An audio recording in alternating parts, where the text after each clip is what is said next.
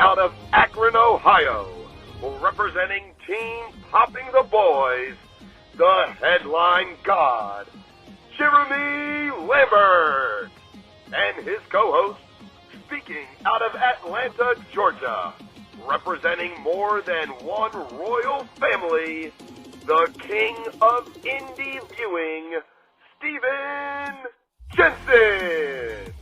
And this is the Spotlight on Fightful. Welcome everyone to the Spotlight here on Fightful. I'm Jeremy Lambert, that's Stephen Jensen, and shout out as always to Big Dick MLJ for the intro. And we got a special guest here today. He is a friend, he's a fan of the show. His name is Mark. He is the Ring of Hallucinations head writer, according to his bio there. I don't think we actually hired you for this, Mark, but I appreciate that you are jumping in and you just want to be the head writer of Ring of Hallucinations. SP3 and Joel might have something to say about that, but we I feel like Joel wouldn't care, but SP3 yeah, would. Joel might not care. SP3 would definitely care. Joel would say it's fine. Yes, that's very true. Joel, everything is fine to Joel, but me and SP3 kind of have that on lockdown with the ROH writing when it comes to that. Mark is here because anybody who wants to join us who says they want to troll Stephen Jensen, I'm like, yep, that you are welcome on this show anytime. So Mark, I know you want to talk. You're a Seahawks fan. The Super Bowl is on Sunday. Jensen and I'm sure we're going to talk about the Super Bowl anyway. So we thought, let's have a Seahawks fan join us and get your perspective on things. So how you feeling going into the game on Sunday? Confident, but scared that I'm confident, if that makes any sense at all. Because I feel very good about it, but that makes me feel like, but should I feel good? Yeah, it's always tough. We were talking a little bit off air. It's tough, like, being the favorite, because then you're, like, expected to win. And if you don't win, like, it sucks. And even if you do win, if you win a championship, like, who cares? You just take the championship high. But even if you do win, people are like, well, you were supposed to win. Like, great. Good. Congratulations on that. But I'm picking the Seahawks. Jensen, who are you picking? I'm taking the Patriots. I had the Patriots, going to the Super Bowl in the yeah.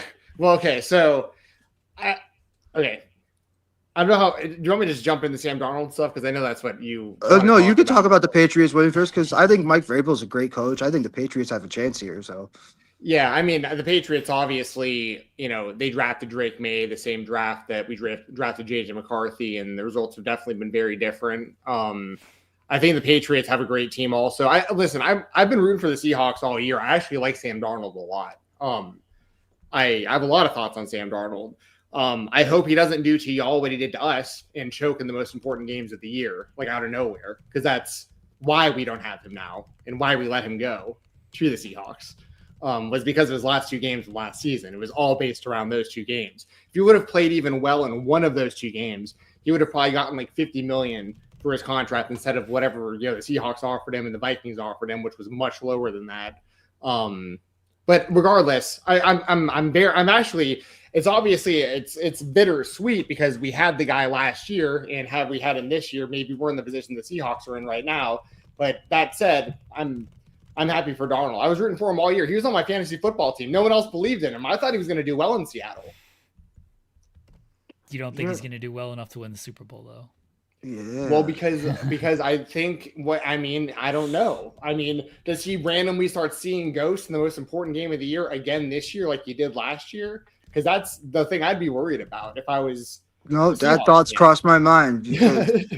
I put money on it because I know Jensen loves this stuff too. I put money on it after the Thursday night win against the Rams because that was the first time I've ever seen him be clutch. Yeah, he beat the Rams in the Thursday game. He's won 2 playoff games. Yep, like that Thursday game where they won in overtime. I was like, okay, they could actually win something with this guy. Yeah, so for a lot of the year, I think he was doing really well as a game manager, and he still had some games where he threw multiple touchdowns during the game, but they also could rely on the run game. The defense is obviously great. So I think that Darnold didn't quite get like all the credit most of the season, I felt like, because it was more like an overall team thing, like the stuff I was just mentioning. But then when he gets into the playoffs this year and he's out there and he's throwing, 2-3 touchdowns in some of these games and like playing lights out and making the throws when they matter the most. I mean, this is literally I mean, this was best case scenario for Seahawks fans, how he's played and how he's panned out for you guys. Because as I remember it, I think his deal with you guys was for like, I think 2 or 3 seasons, but I think the Seahawks were allowed to opt out after the first one. Like they weren't even like 100% sure in what they were getting coming out of 1 year. I'd imagine he's going to be you guys' quarterback for a very long time, unless something catastrophic happens. But you know, I'm happy for you guys. I'm happy for Sam Darnold. But, you know, so am I, genuinely. Yeah. That 2018 draft, they've done not well. Josh Rosen is the one I thought was going to be good. But. Yeah, he was the only one that really wasn't, unless you want to. I mean, see, I like JJ McCarthy, but a lot of people don't. And I get the reasons. It's his second year. I still think he could be good, but. That's the whole thing, right? Is like, so it gets even deeper than that when. So the Vikings just got rid of Kwesi Adolfo-Mensah, their general manager. Just got fired last week. And I think what ultimately happened is just from the outside looking in, I think what happened with the Vikings, this involves Sam Darnold. This is why I'm bringing it up. So I think what happened was last year 2 seasons ago, when we saw Kirk Cousins, I think that Kevin O'Connell went to the team and he was like, listen, if Kirk wants too much money, like I can develop a new quarterback. Like let's build around a new quarterback. If Kirk wants too much, we got to let him go. And Kirk got way more money in Atlanta than we were ever going to give him to stay in Minnesota. So Kirk leaves. Then it's on O'Connell, and he's like, okay, well, we draft JJ McCarthy. We're gonna develop a new quarterback for the future. We're investing a lot into JJ McCarthy. We get Sam Darnold to basically be the bridge last season, and he just plays way better than anyone expected. I mean, no one expected 14 wins out of Sam Darnold. So then going into this offseason, I think our head coach, Kevin O'Connell, probably was telling the ownership and telling the GM, like, don't let Sam go. Like, let's keep him for at least another couple years. Let JJ sit for a couple more years. But I think he had sold them so much on McCarthy during the draft process that they were convinced that Kevin O'Connell could do what he did with Sam Darnold with any quarterback. And unfortunately, JJ McCarthy is injury prone and he hasn't played a lot of games, and he's shown flashes of greatness, but he's on a team that has Justin Jefferson in his prime and some really key pieces that like need to win right now. And we can't wait on developing a quarterback now. And we're seeing the guy we had last year go to the Super Bowl now. So that's where we're at. I completely agree with all that. You're right. I don't know if like it says how good the Vikings were at developing quarterbacks. I think all of this says is how bad the Jets are at developing. That's a big part of it too. They're because Geno Smith did well when he came to the Seahawks, and he was never great, but he was awful on the Jets. Sam Darnold was drafted by the Jets and supposed to be the future. It was awful. Went to Carolina with knee, and then San Francisco was back up, and then all of a sudden he's amazing in Minnesota. And yeah, ironically enough, I think the most productive quarterback that they've had in a very long time is Brett Favre. Like the one. Yeah, that's the first year I watched football in a full season as a fan of football. Yep. And because I'm from New York, so everyone around me liked the Jets, and my dad was a Seahawks fan. And I'm just like, I'm just going to like them better because Brett Favre seemed mean. I don't like him. And then it's just Seahawks just stuck with me. 2 years later was the Beastquake run, and that's when I was just sold. D'Lo Diggs says Pats by 6. Pats by 6. I could see. I think it's going to be one score either way, unless it's a stupidly done blowout. But I don't think it'll be that way. I really think it's going to be one score. 6 sounds good. 23-17 Seahawks.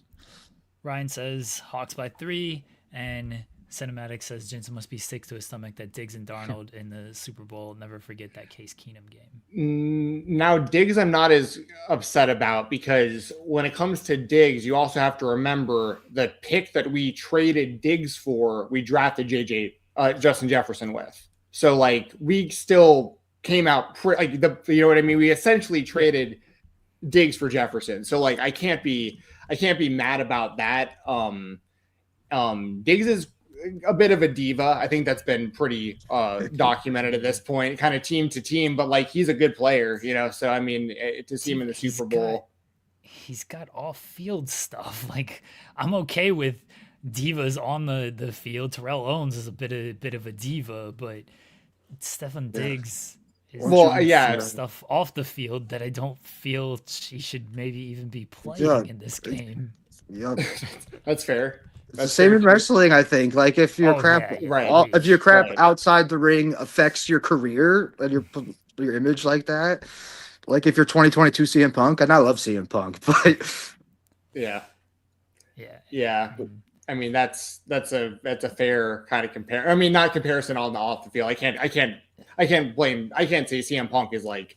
Well, I don't know how he isn't really. I just know the comments he made for 7 years off the field. Yeah, and then now they bite him in the butt, real bad. I'm okay with his comments, like his tweets about AJ Styles or his tweets about Saudi, and then all of a sudden, all of a sudden you're. But I don't blame him. People change. I don't blame him. I don't judge him. I just think it's really awkward. Yeah, Stephen Diggs should potentially be in jail. Stephen Diggs, he's like Antonio Brown to me. Oh, yeah. The whole other thing too. He's gone off the deep end. Yeah. The type of diva I can take is a CM Punk, is a DK Metcalf, who's like a diva on the field, but DK Metcalf punched a fan, so who am I to talk? Never mind. You're right. I mean, DK Metcalf was good, and he just got worse. Yeah, I mean, I feel the same way. You know, like Randy Moss, you can call a diva, and so I play when I want to play. You know, all that kind of stuff. Like the best. He changed the game. The term "getting mossed" literally was him. Obviously, I mean, the idea of just having a receiver who's so fast and so athletic that it's just like, all right, just throw the ball up in the air. He's going to jump over everyone and just catch it. Like as long as you have the arm to get him the ball, we're good. And that was my first year of being a fan. It was around 1997, 1998, or the year Randy Moss got drafted, is when I really started paying attention. I was 10 years old. And so I've been through a lot as a Vikings fan, but we've never even made the Super Bowl in my lifetime. So, it'd be nice to see. I'm happy for you guys though, Mark. Congratulations on making it to the Super Bowl. I will be pulling for you. You seem like a nice guy. I appreciate you supporting the shows as well. So, thank you. Happy that you were able to join us, man. Appreciate y'all. Jeremy, I will ask you now that we talked about divas real quick before I go though. Who's your favorite diva in sports? I know it'll be basketball, but I'm curious. Who's your favorite diva in sports? Because basketball's got a ton of them. I mean, most of the players I like aren't necessarily divas. Is Russell Westbrook a diva? Like, I love Russell Westbrook. I mean, no, I feel like he's much better of a player than he is a diva, so I don't know if he counts. Okay, yeah, like I don't know if there's, I don't know if I like any of the You don't divas. like any of the divas? No? No, most of my favorite players that I like are pretty kind of chill, I guess. Because most of the players I like are on my team. So, so you don't follow players around the way Jensen follows Adam Thielen? No, I mean, I like players. I love Adam Thielen. Don't get me wrong. Yeah, the year he had those 100-yard games for like 15 games, that was amazing. Yeah, he was. I mean, he really is like my favorite player ever. I mean, Randy Moss was like my first favorite player when I started watching. Then Adam Thielen. Now, obviously, it's like Justin Jefferson, and I've not given up on McCarthy. Sorry, go ahead. Do you have a favorite diva? Because Jeremy's too lame apparently and grounded. In basketball, I don't know. Any sport. I don't. Any sport. I don't. Ooh. Like I love. It could even be wrestling. Like I did love Randy Moss. I'll say I know people will go with like, oh, Jerry Rice is the greatest receiver of all time. Like, man, if you give me one receiver to start a team with, I'm picking Randy Moss. No offense to Jerry Rice, who is great, but like Randy Moss was definitely my guy. So if he's a diva, you want to talk all time, then sure. Yeah. And Cinematics is saying Shea is a diva. Is Shea a diva? Shay's kind of a diva. All right. Kind of is what I'd say. Biggest diva of all time is LeBron. I'm not like a LeBron fan. Yes. So. I mean, also LeBron's LeBron. I don't know if I'd use the word diva. I get it, but I'd use like his own word for LeBron. I don't consider Shea a diva. If other people do, like, fine, but I just don't see it. It's not like he's a guy that demands the ball. He's not a guy that it has to be like James Harden is like a diva. Oh, and I don't put Shea like on the level of a James Harden. So to me, like it's not really. The first person I think of is Carmelo Anthony from back then. Carmelo, yeah, that makes sense. Just because he wanted to get like an assist a game. Yeah. Yeah, Carmelo makes sense. I did like Carmelo for. No, I thought he was amazing. He's just, oh my God, his personality. I did not like him, but I thought he was a great player. I miss Linsanity from that era, though. That was the only good thing about the Knicks back Jeremy then. Insanity was something. Yeah. So I can't my think favorite of, Diva is Chad Ochocinco. I will let you guys get Oh, back to your okay. show, but Chad I love Ochocinco Chad was the best Ochocinco. because he literally made his last name Yeah. his number, and I'm like, that is the dumbest crap ever. That is something I would do. See, I like a lot of these like wide receivers who I know they are labeled divas, and I understand why they are labeled divas. But like I like that. Like Keyshawn Johnson, just throw me the damn ball. It's like hell yeah, just throw Keyshawn the damn ball. Like I like these Terrell Owens. Like I like all these wide receivers who are probably considered divas. So I'm sure Tedero McMillan will probably turn into that guy of like just throw me the ball. I'll be like, yeah, throw it to fucking Ted. Why are we throwing it to Xavier Leggett and all these other guys? So it'd probably be a wide receiver then if we're going all time. Oh, because it's normally is wide receivers. You're right. Just remember me, guys, when Jake Bobo catches his 5th catch of the year for the game-winning touchdown. I just came up with that now, but it's what's going to happen. Look, I got Jake Bobo over half a yard, so if he catches the ball and it's over a yard, then I'm sitting pretty. So I hope he does catch a touchdown pass. And because you know he knows it. 1 yard. You know he knows he's on there. So hopefully they call a play for him. Just one play. That's all I need. I'll throw my name for Diva. I don't know. I guess you call this guy Diva. One of my favorite fighters ever, Nick Diaz. He's probably considered a diva. Oh, Diaz?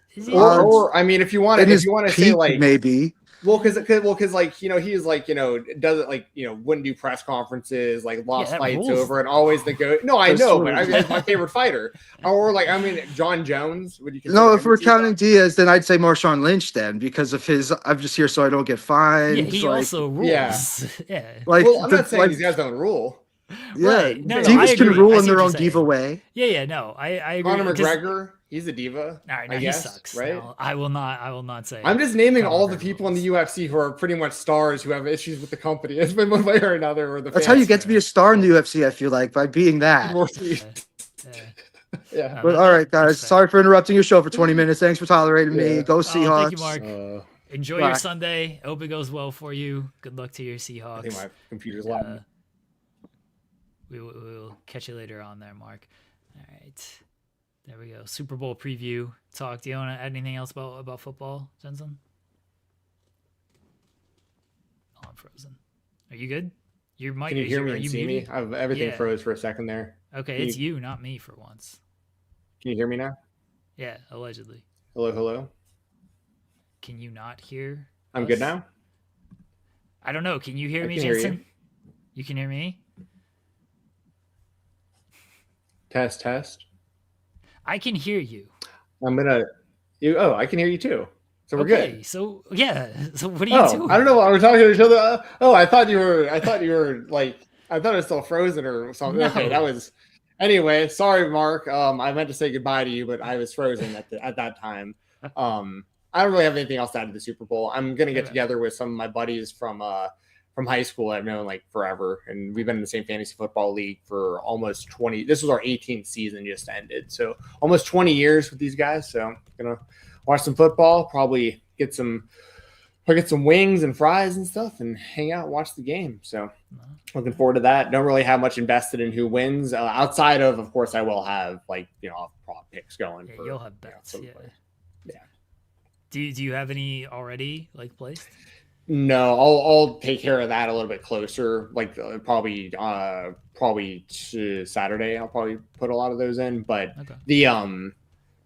but I really wish I joked about it in the preseason. I was like, I should just put like $50 on Sam Darnold, Super Bowl MVP before the season starts. Like just as like watch this happen. And now he has a chance to actually do it, which is absolutely hilarious. I've learned to just like always bet on like my gut feeling bets, even if I think they're stupid. I don't bet $50, but I've always learned to just like go with that because you never know, especially if it's a low level to you. Like if you're comfortable betting 50, then fine. But like I'll bet like $2 or something, especially if it's a very long shot type thing. I'm like, I'm comfortable losing $2 on the chance that this probably won't happen. But if it does happen, like it's a pretty big gain. So yeah. Oh no, I'm really bad about like if I think of something that I'm going to place, I almost always do. Like, because I kick myself when stuff the worst one, I actually know the worst one of these that's happened to me was during the World Series last year. I always take Freddie Freeman for the 1.5 hits devil overs. And it was the game, and it was a 6-leg parlay that would have hit for like, if this would have hit, I think it was like something like $800 or $900.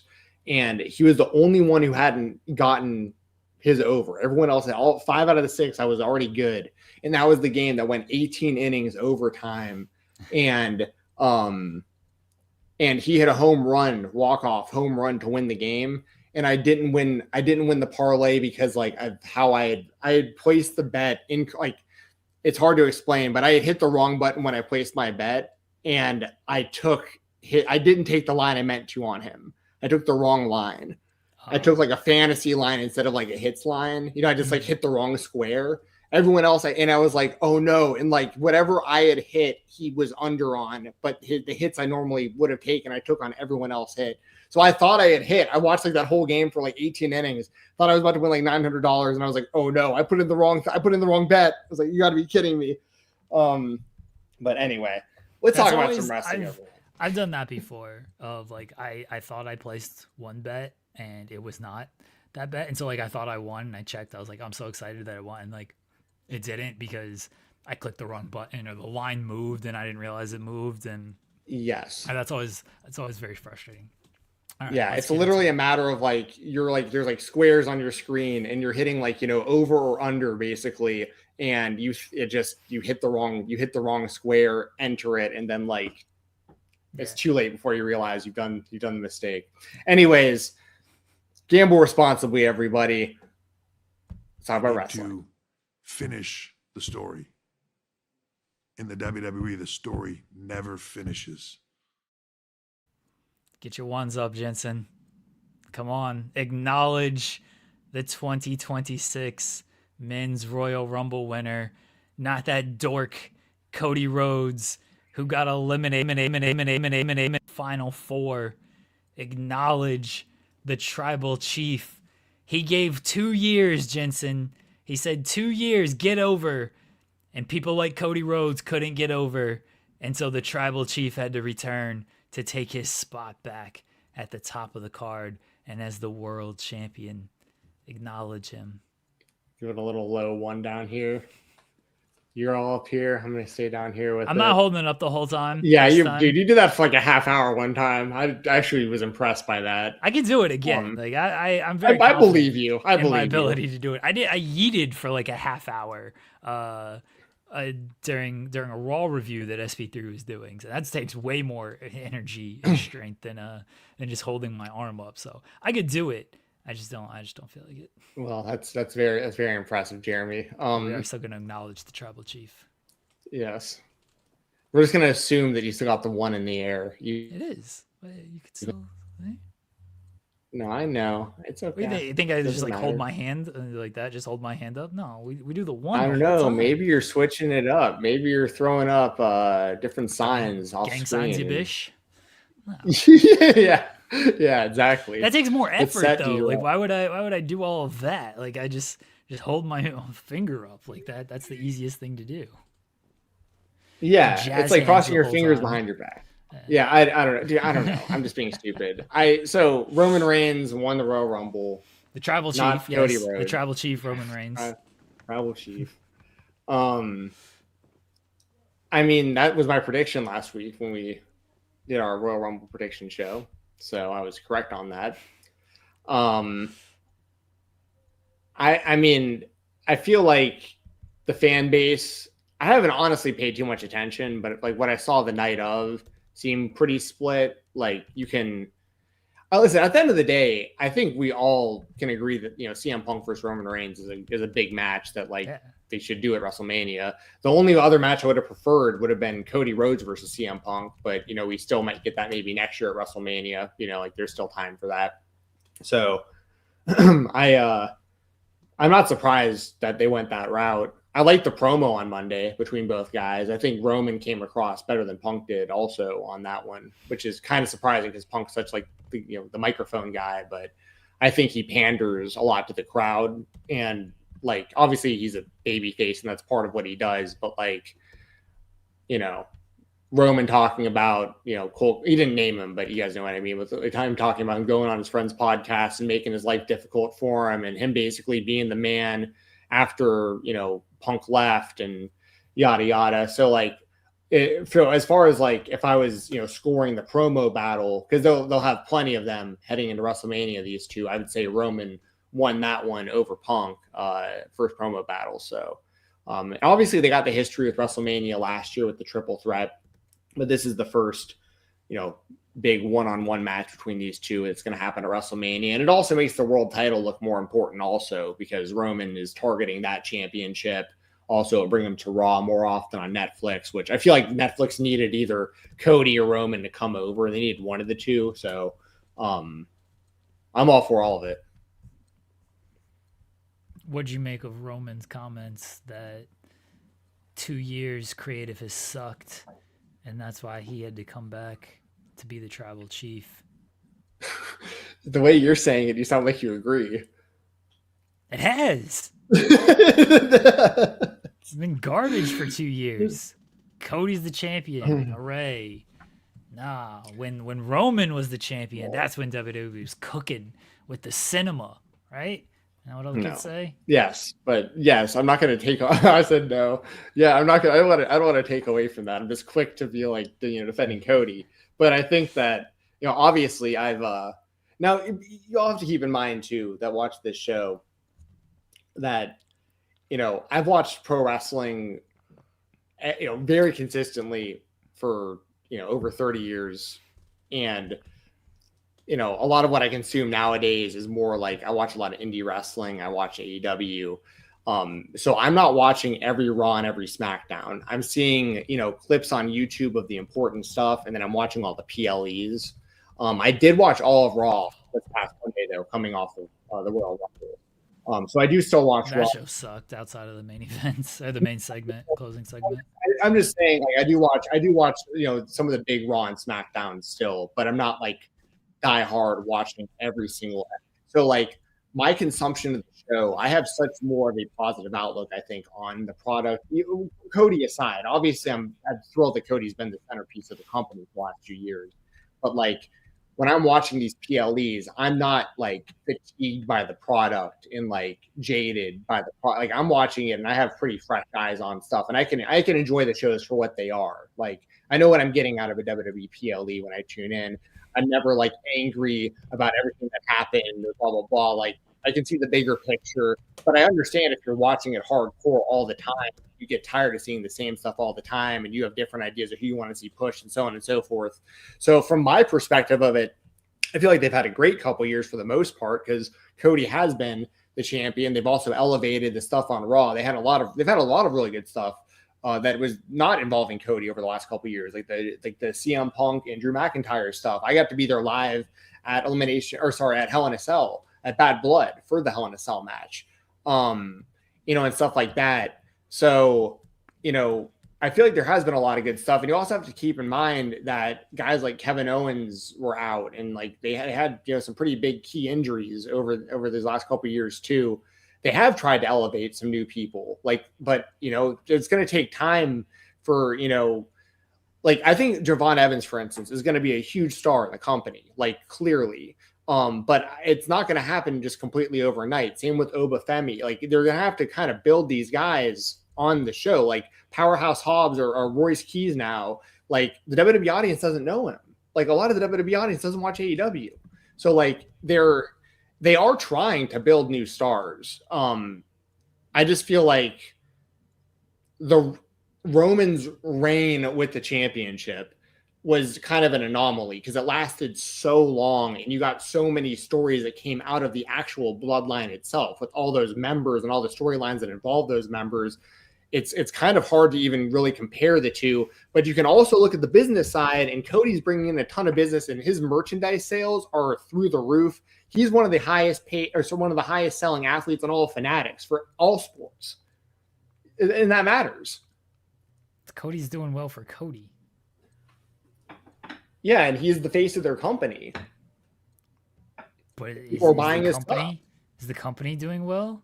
Well, I mean, the company's obviously getting a cut off of his merchandise. He's not taking all of that himself. But he could do that without being the champion, though. He was already. Yeah, he's not the champion now. Champion. Yeah, but You can argue that McIntyre is a bigger star now than he was 2 years ago. I think he's a much bigger star now than he was 2 years ago. I don't think it's even arguable, actually. Like, he had the championship during COVID, but like that was the worst timing ever. He didn't get to do anything in front of fans, and then they moved on to Bobby Lashley when the fans came back. So, like, I think McIntyre is a much bigger star and in a much better place now than he was 2 years ago now. And that's over the last 2 years of feuding with guys like CM Punk and Cody Rhodes. I don't think the Cody feud made him more over. I think the Cody feud is very long in the tooth and hasn't helped McIntyre quite to that level. And whatever level he got to, they cut that shit off on Monday when they buried the hell out of him. That was interesting. That was interesting. What were your thoughts? I'm sure you've talked about this already, but what I was kind of confused by that. I've never really seen them. I can't remember. I mean, they've had 2 championships for a long time, and they've had, periods where they consolidated them and resplit them and stuff, but I can't really remember a time ever where they just kind of like threw the other title that under the bus, where they were like, hey, everyone knows that no one cares about going after McIntyre in that title right now. Like, everyone knows it, including the fans. And like the fans were all chanting, like, don't like, not to wrestle Drew and stuff. I don't know why they did that. Which is hilarious because that's the main title, theoretically. Yeah. And that's the title that when, they introduced it, Roman was like, get this lame-ass title on Raw that they got to introduce because, I'm over here holding this main title going on with everything. Who cares about this title Seth is holding right now? Who could possibly care about that belt? That belt don't mean anything. And now it is...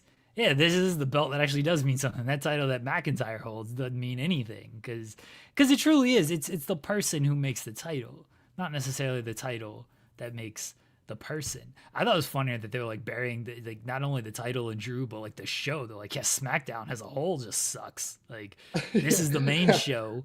I'm not paying, like, when Roman's like, I'm not picking you because you're the bigger star. You're on the better show. Picking you because I'm hating you. It's like, oh, just...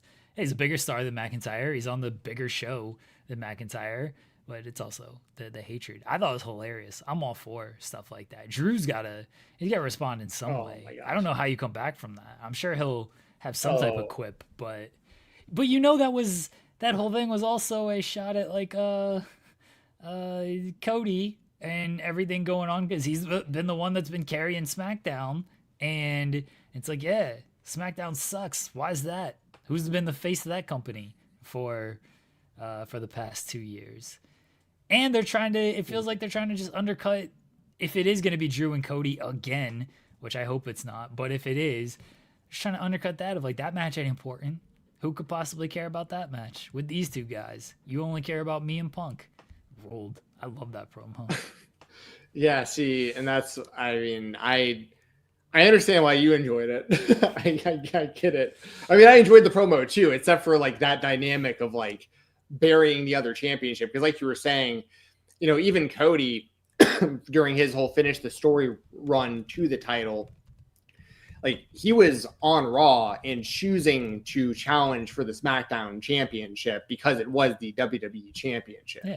Like, because that was the title everyone really wanted and acknowledged as the actual real championship, especially because the world title was still so new at that time.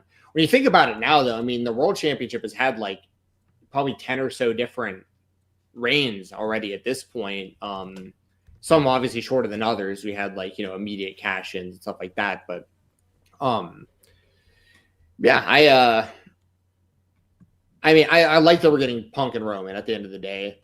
I hope that they figure something out when it comes to, what they're going to do. I mean, obviously they're going to have to come up with something when it comes to Drew and that championship. And if he's going to lose it before Mania, or if, you know, he's going to go into Mania with the title, I mean, I'd imagine Cody's going to be involved with the championship match to some degree, whether it's a one-on-one match or, you know, Jacob Fatu's involved or Sami Zayn's involved or whatever. Like, whoever, you know, they've definitely made the world title seem more important though after what happened on Monday. I completely agree. Ruled. I'm so glad Roman. I mean, Roman's not going to be on TV for another month now, so it's whatever. Who knows when they'll actually get another promo segment, because it feels like Balor is going to face Punk in Chicago, and Punk can win that, and then maybe Roman comes out at the end of that, and they just do like a stare down type thing. But yeah, I thought this was great. I'm so glad Roman won. He rules. Well, he's the man. Luckily, I know you feel that way. I think that, you know, Drew being the ultimate hater and everything, I do expect him to clap back. I think he will have a clever response to this. And also, I mean, maybe, but he's got to. I believe in it. Is because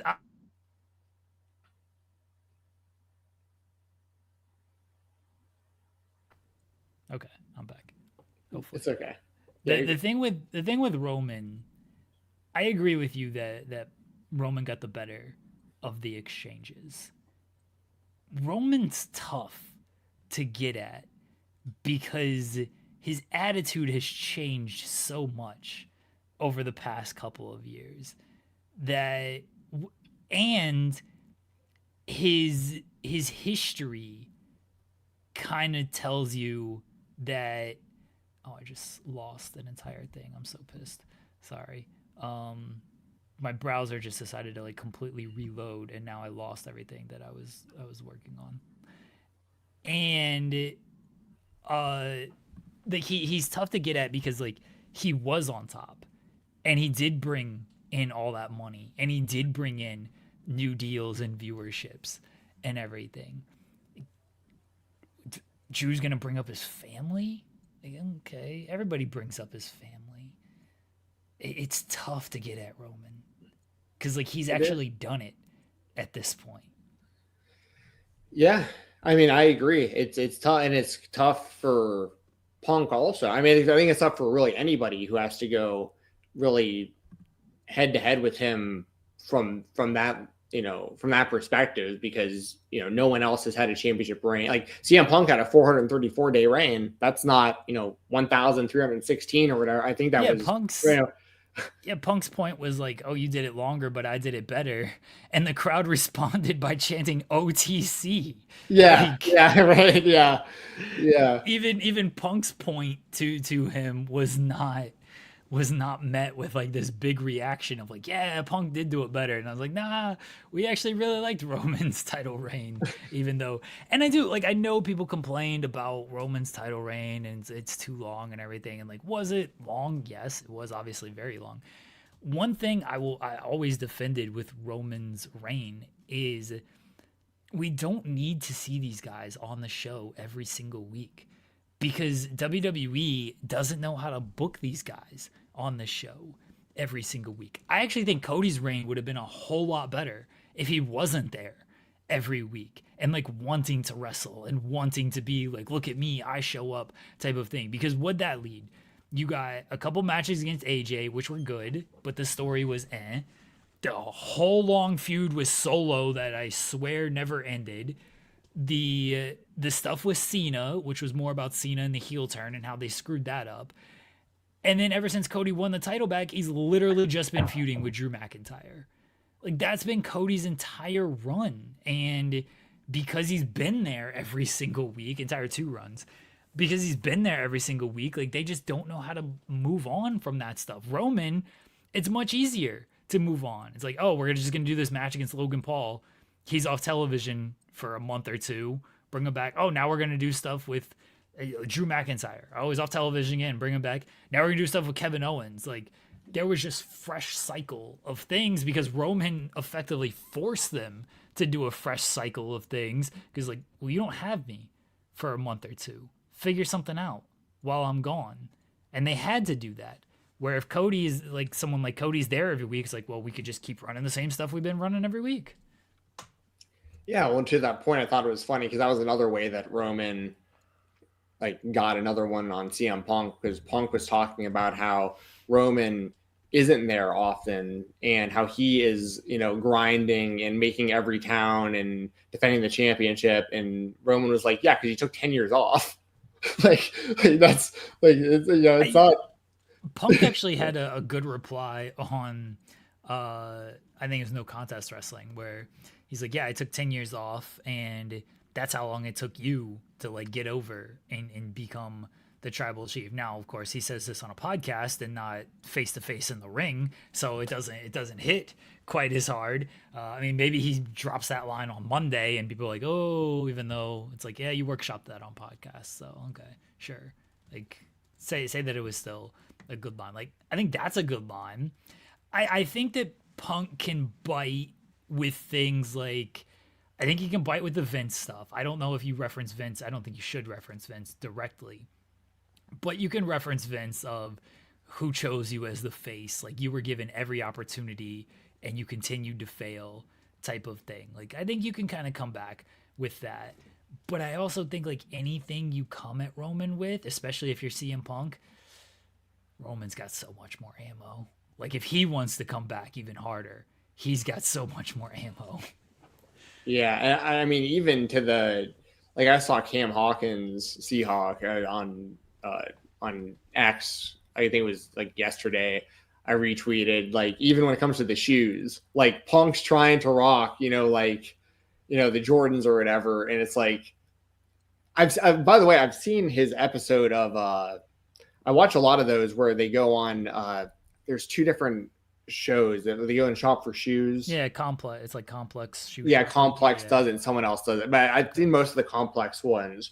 And Punk was on there. And like he admits, like, he's not really a shoe guy. Like, he's trying to, he wants to be, relevant. In fact, I totally get it. Like, he wants to have cool shoes, but like he doesn't really care. He's not really a shoe guy. He'll wear, beat up shoes and walk around the city or whatever. He doesn't really care, which I respect. I have nothing against that. But it's just funny because, like, if you're gonna play the shoe game, like, you're messing with the guy who's got the most money and the most probably money spent on these kind of things. And like, Roman's even gonna show you up when it comes to the sneakers you're wearing. He'll probably start mentioning that too in promos. Like, I think he's going to always have, but then again, like, it's not like CM Punk's just going out there and just like a dead fish. You know what I mean? He's not just like fish out of water, has no shot. Like, is just going to get, mogged out there. I'm not saying any of that. Like, it's fairly even. It's just Roman. I think Roman clearly won on Monday, but CM Punk, it's still CM Punk. I mean, there's going to be great promos going back and forth with both these guys. I think Punk can be that guy. He's gotta show it in this feud though, because like you said, like, he kind of becomes pandering Punk, and that's not the CM Punk we love and we've grown to love when he does that. Like, the whole thing of like, I traveled to this city and this country and this country and this city, all to say, isn't it great to be alive in Philadelphia? Like, this sucks, dude. Nobody wants to hear this stuff right now. Nobody wants to hear this PG stuff right now. Start going in on this man. And if he does that, great. I look forward to it. Yeah, I think he has the material to do that. I also think Roman has better material if he wants to come back at him. So it's a fine line there. Yeah, I mean, he also mentioned, I think he briefly mentioned during the promo, Punk mentioned that he called up the Shield, basically was like he mentioned something about that, which there is truth to, but like, will he say, or will Roman ever say like, yeah, it was your idea for Cassius Ohno. Like, I wasn't a part of that. Like, you never picked me for that. Like, because that's been a known story that like he wanted Rollins, Ambrose, and Chris Hero, but the WWE used Roman instead of Hero. So it's just kind of, full circle. Even with that, yeah, Roman could mention that if he wants to, but just playing off of Monday, you said the Punk mentioned, like, I called up the Shield type of thing, which, all right, maybe there's some truth to that. Sure, the Shield came up. they were going to be booked how they were going to be booked. Roman was always going to be looked at as the guy by Vince. Roman again came back even harder with like, who'd they call when you wanted to come back to this company? Yeah. Like, all right, yeah, sure. You got us called up, Punk. Sure, this can be your claim here. Like, he's like, you're only back here because of me out here. And, you know, he said Paul. And he's like, you know, I talked to Paul. We talking about Paul Levesque. We talking about Paul Heyman when you talk to Paul about this kind of stuff. I just think Roman has so much more material to work with than Punk does. And we'll see what Punk can do. I'm definitely not going to dismiss Punk. He's one of the greatest promos of all time. But I think people don't realize how great Roman Reigns has become on the microphone and just how almost bulletproof he's become too. Yeah, I'm with you. Everyone, we got a guest. We got a guest joining the show here in just a second.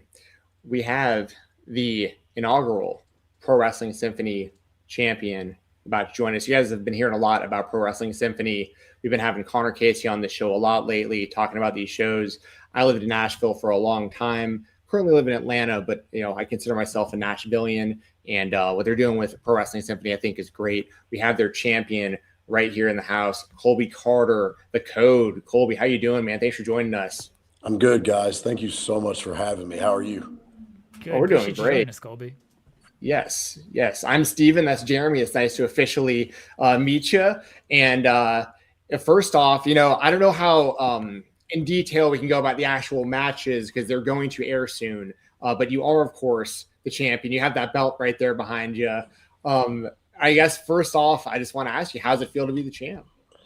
There's not even any words. I think a lot of the pictures I've posted kind of self-explain, like just sitting on the apron with a belt, just looking out over the crowd of friends and family and peers and colleagues and everyone else. I'm just so thankful to be in that position. And the fact that Symphony even trusts me to even be in the tournament meant the world to me. So again, just not enough words I can even express my gratitude with.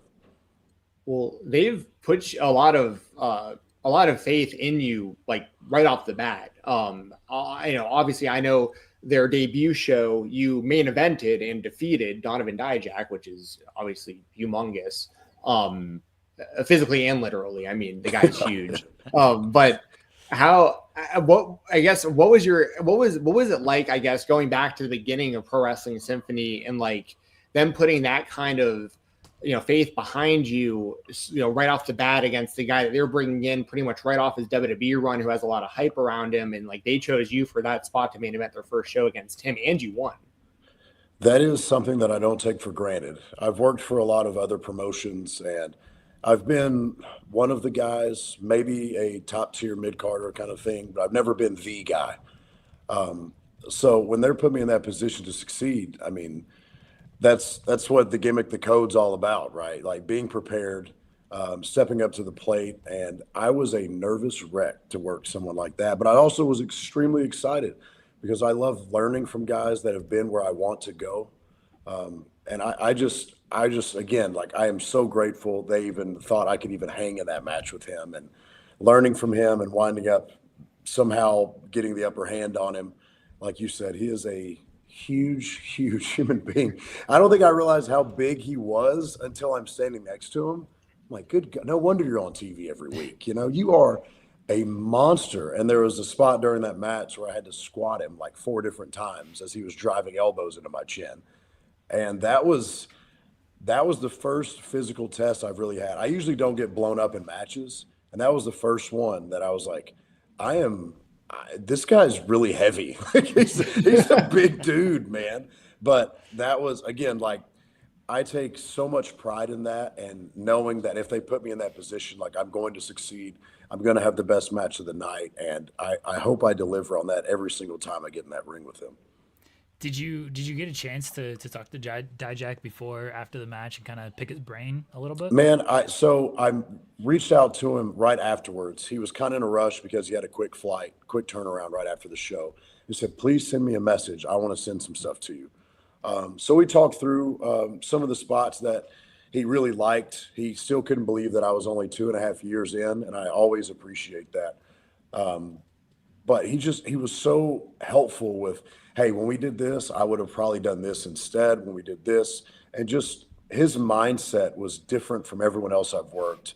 I've worked Jay Lethal in the past, which was a lot of spots back and forth, which was really fun for me. But to have a guy like that that's been on TV, and like I said a minute ago, like he's been exactly where I want to go. Why would I not listen to every little detail and thing he said? And even when we're putting stuff together, his mindset works a little differently than people I'm used to. And I love that, because I would like, hey, why don't we do this? And then he would kind of pause for a minute and be like, well, and then he would take a minute, he would think, okay, here's what I think. And then it's like, well, we do this, and then that will get us to the thing you mentioned. It's like, I never thought of it that way, and that I love insight like that. I love always learning. And I've found out that's what I need to keep doing in this business, is you always learn. And I love that about it. Speaking of learning, I know that somebody that works behind the scenes. So we have Connor Casey on the show often, as I've mentioned before, and he's told us that, we interview a lot of indie wrestlers, we interview a lot of promoters, and they're really the first that I've really heard of having producers for their matches. And I know Jeremiah Plunkett's one of those producers, and he's somebody who I believe has been very instrumental in your career. Yes. What's it been like getting his advice and him working with you in Pro Wrestling Symphony?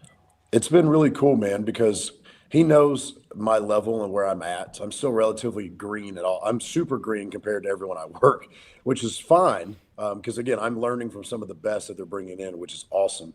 But being able to bounce ideas off of Plunkett, even when I get announced, hey, you're working this guy, I can go ahead and reach out to him like, hey, I have these ideas of A, B, C, and D. Like, do they make sense? Do they not make sense? So just having that in my pocket, and even a guy like Tom Latimer and Jerry Lynn and Jake Dumas, who all trained me as well, being able just to reach out to those guys in a text message, like, hey, what do you think about this? Does this make sense? Does this make sense in this part of the card if we're the first match or the main event, But having Plunkett there is awesome. He is someone that I've always looked up to and I've learned a lot from, even just in the couple shows that we've worked together with the symphony shows. But again, like just having that confidence instilled in me with Tom and Jerry and Plunkett and Jake from day one is just kind of carried me to where I'm at now. And I'm so thankful, so grateful for that. Yeah, working with Jerry Lynn, I want to get a little bit more on that, because Jerry is one of the most respected minds. Also does stuff with AEW, so he's around a lot of people who are obviously kind of top guys today. So what is it like just kind of getting feedback and stuff from Jerry, and what have you sort of learned from him? Man, you would think like that man is always busy. He's always traveling. He's doing seminars here. They had a tournament, I think that was in Ohio, that was named after him. He's also with AEW every week, So like, I understand he's busy, and I hate to be a bother. I never want to be the guy that's like, hey, Jerry, will you watch this match? It might be bad, but I need you to watch it, Well, he lives in Murfreesboro, so probably about an hour south of me here. I had two matches I really wanted to watch. And he said, why don't we meet at Starbucks? They were both 12 to 15-minute matches. And we sat there for 4.5 hours going over those two matches. Every little detail, because he's seen it all, done it all. So every little detail I'm taking notes of. Well, I didn't like how you got in the ring there. Okay, well, tell me why, so I can constantly learn on that. But he is always there. He's always an outlet I can reach out to and get immediate response from. Obviously, if they're doing Dynamite Collision, might be a few days or so until I get back. But he is one of the nicest people I've ever met, and I want him to coach me hard, and he coaches me hard. We rode together to Dynamite that was out in Knoxville. I picked him up. We rode out there. So I really got to hang out with him. That was a Tuesday, all day Tuesday, Wednesday, and then came back Thursday. So I really got was in the hotel with, Hobbs and MJF and all these guys. And I remember we're sitting at the table and just having dinner. And again, we're going over what he liked about the show, what he didn't like about the show, and personalities and stuff. And I look around and you got the Rock and Roll Express next to me, Dean Malenko sitting across from me, Jerry Lynn's next to me, Bobby Lashley, Shelton Benjamin, MVP are all sitting behind me. And I'm like, what am I doing here? And he leaned into me when I said that. I said, dude, I don't belong at this table. And he leaned in and he said, you belong here, act like it. I was like, I don't know if I believe that or not, but I appreciate his confidence in me. But having that unwavering confidence in me is just means so much to me, and I can, like I said, just being able to reach out to him we were leaving the Knoxville show, and I always make a big deal because, dude, I grew up watching Jerry Lynn. That dude's awesome. Him and RVD had some of my favorite matches of all time. And I'm a big RVD guy. Jerry knows this ahead of time. But I'm a big RVD guy. And we were leaving Knoxville. And I was like, you're just going to walk out like with all the public here? He goes, yeah. Well, there was a guy outside. He goes, Jerry effing Lynn, yeah. And I looked at him and he goes, well, I guess somebody still remembers me. And then someone else said something on the way out. And I'm like, dude, everyone knows who you are. Like, but you could never tell him that. He is the most humble person I've been around, and I forever love him for it. And again, he has helped me so much in my career so far.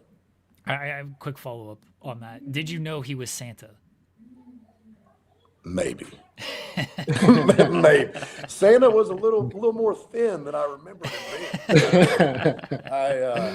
Yeah, when he was in the ring, I'm looking next to him, I was like, I know Jerry's here, but clearly they didn't get a Santa suit while I was out here, right? Like, yeah, it was like he looked a little more thin, and then when he reached for my hand, I was like, oh, I know who this is. How the hell did you make costume so fast? That match wasn't that long, you know. I loved how commentary, I can't remember who it was on commentary. It might have been Connor. Like, I think they said when that happened, they were like, I didn't know Jerry Lynn was Santa Claus this whole time. You know what I mean? Like, I thought it was a pretty funny call. Little did you know, when you were a little kid, all those wrestling action figures, there was a Jerry Lynn that got slipped in every house, and it was Jerry Lynn as Santa. We had no idea, you know. Yes, exactly. You're I don't know if this is accurate. I'm looking at your cage match, but are you from Hendersonville or that area? Yes. Yeah. Born and raised here. Okay. Awesome. So, I know you said you get a lot of support from guys like Jerry Lynn and, the people at Pro Wrestling Symphony, but I know you're getting a lot of support from the fans as well. And I'd imagine a lot of them, I don't know how, I'm sure you're making a lot of new fans through Pro Wrestling Symphony as well, but even like the debut show, you came out and like, it felt like a lot of people knew you, even though you've only been in the business for a couple of years. How's it feel to like know that the fans had your back so quickly and like they just keep getting louder show by show and like we're really behind you winning that championship? Yeah, that was, so the first show with Dijak, like it's the first show. It's always going to be the biggest show until we get some traction, right? It's just how it is. You got a big name like Dijak coming in too. But this show, right before I came out, I heard them chanting my name. And Rory walks up to me and goes, hey, did you see the sign outside? I was like, what are you talking about? He's like, there's a sign in the rafters that said, if Colby loses, we riot. I said, no way. So hearing that and then hearing the chant before I even came out, and like, I almost got to tears just walking out. And I was like, hey man, I got 15 minutes to go. I cannot be doing this right now, but it's really emotional for me, man. Like this journey for me started when I was a little kid, and being able to work with like great people like the Symphony and Jerry Lynn, and all of it's led up to this, man. And it's just, again, like I'm sitting on the apron just looking out at everyone, and like there's just tears right down my face. And like a lot of people say, and Tom Latimer used to tell me this all the time, dude, congrats on the NWA champ. It's a prop, mate. It's just a prop. I'm like, it is, but it's also a company believing in you. It's the crowd investing in you and the company investing in you. And that means the world to me, man. So coming out and seeing all the goofy signs I saw, and there were people that had crowns on for the whole King Carter gimmick, right? The first match I had, there was two people in the front row dressed as Moana from Maui with all the tattoos. They had bald caps on instead, and beards. But like that stuff means the world to me, man. And for the amount of time that we're away from family and grinding and practicing and traveling, like it's so rewarding to find stuff like that. And you never know when you work other states how it's going to work. Obviously, with being my hometown, my home territory, you're going to get a little bit more of that. But there's a lot. I looked up at that sign that was holding the person that was holding the "If Colby loses, we riot" sign. I looked up and I said, I don't know who that is. Like, that's not a friend of mine. Nice. Like, whoever it is a diehard wrestling fan because you get the reference. But I was like, none of my friends are that diehard of wrestling fans. I had to explain that sign to like 20 people today. So, Cena went into ECW. That's a long story. But that's so cool and so valuable to me, man. And like I said earlier, I hope every time I get in that ring, I hope I provide entertainment. I hope I provide some personality that people can attach to. And I hope everyone has a good time at the show, man. It's what I want for the Pro Wrestling Symphony. It's what I want for this title. It's what I want for myself and the people that are there too. How was your ROH experience like? ROH was great. Every time I go, I just know it's going to be the time I get a singles match. Haven't got it yet. We had the what was it, 6-man tag, I believe. The Stu crew that I was with, some of my best friends now. They're great guys. I guess 8-man tag. But being able to be in the ring with the Outrunners was awesome. Those guys are some of the best dudes in the world. I really enjoyed that. And I told my wife, it's going to sound kind of cliche, but when I walked out there, we're in Clarksville, Tennessee, so I don't have friends. I don't have a lot of friends and family there. Some probably traveled up, but we're walking to the ring and we're just preloaded in during the commercial break. And the Stu Crew guy turns around to me and goes like, dude, do you hear that? And you could hear them chanting Colby over and over again as I'm walking out. And I'm like, this is nuts, right? Like, they're not supposed to know who I am, right? I'm just a guy from Hendersonville that's only been 2 years in. But standing in that ring and looking around, I told my wife, I said, I didn't feel like it was too much for me. I didn't feel like I was overwhelmed. I didn't feel like I was out of place. And that for me went a long way, because the whole time in the back, I can't even touch on my phone. My hands are shaking like this. Like, about to be in front of the biggest crowd I've probably been in front of, especially on TV, on the app, whatever. But it was a really good experience, and it just made me even hungrier for more. You sit in the back and you're like, well, that guy's got a match. Cool. Well, I finally got a match. And now, like, I want more. Like, I need more, So I appreciate them even throwing me out there. It means the world to me, like I said. And Jerry was the first person I saw when I got back. He goes, well, I said, I need it again, man. And again and again and again. So it's a real drug, man. That's what I know they all talk about it, but it really is. Did you get any other advice or like any other conversations that stood out to you in your Ring of Honor experience with like any other wrestlers, anyone in the company? Man, I'll tell you, Will Hobbs, Royce Keys. I don't know. I talked Either to is him. correct. Right. Either they showed both, right? So I'm still correct yes. here. I wish more companies would do that. By the way, that's another conversation. But I talked to Will Hobbs in the back, and he is the nicest guy I've ever met. I saw him again when they were here in Nashville a couple months ago, Thanksgiving at the Pinnacle, and he acted like we were best friends. He looked up and saw me, like, pointed at me from across the room and came up. During the segment, I was in the dojo, and I'm looking out for Swerve, right? He shoves me in the back, and I turn and look, and he's got this big grin on his face. He's like, get ready. And I'm like, I'm trying, man, but he was just so great. And he was like, man, like, why are you nervous back here? It's another level, but it's the same stuff you've been doing on the independent scene, I'm like, yeah, but a lot more production, a lot more time to screw up, and some other things, but Hobbs was great. Everyone that I met at AEW was really, really nice. And I tell a lot of people that, you go to some other promotion, it's very cliquey. You get a couple people here, a couple people there, but I felt like everyone there was really like just having a good time with each other. And that was really cool you feel like an extra. You don't want to be a bother, but those guys like want you to come up and talk to them. Or some other promotions are like, don't bother me. I'm trying to work, and I get that too. But Hobbs was just one of my favorites to walk up to and talk to, and I met AJ Styles recently. Really sad about what happened. That was obviously at the other one. But there's just some conversations you have, and you're like, man, I watch you on TV or an AJ Styles. Like, I was watching you when I was growing up, and now I'm having a worker-to-worker conversation with you 20-something years later. Like, just crazy stuff that goes on backstage, man. Did AJ ask you what college team you support? No. Okay. But he did. Go ahead. I don't know if this is like a thing that he does, but I listened to his podcast with Stephanie McMahon today, and he was talking about like, oh yeah, if they like Georgia Tech, I'm done. He's a Georgia fan. So it's like, if they're a Georgia Tech fan, no, I ain't talking to them. So I didn't know if he's like, all right, you a Georgia fan, Georgia Tech? What team do you support? I'm a diehard Miami Hurricanes fan. Okay. So like we don't really overlap too much. Right. Try to get to the top, right? But the first thing he said, he was like, you're one of the extras? And he was putting on his gloves. I said, yeah.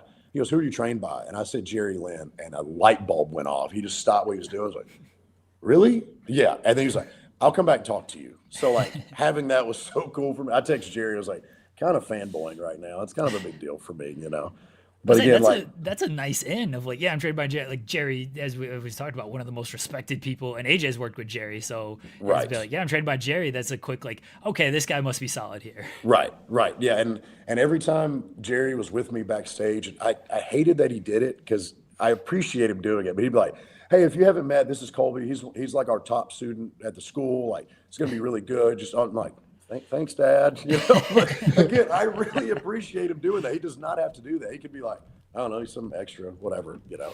But it was really cool to be able to be backstage and obviously get in the Ring of Honor. Like I said, I need more now. I'm looking at their dates constantly to see, like, all right, when are they coming back? You know, when can I maybe get my ring gear fixed a little bit different, you know? So, but all overall, just a great experience, though.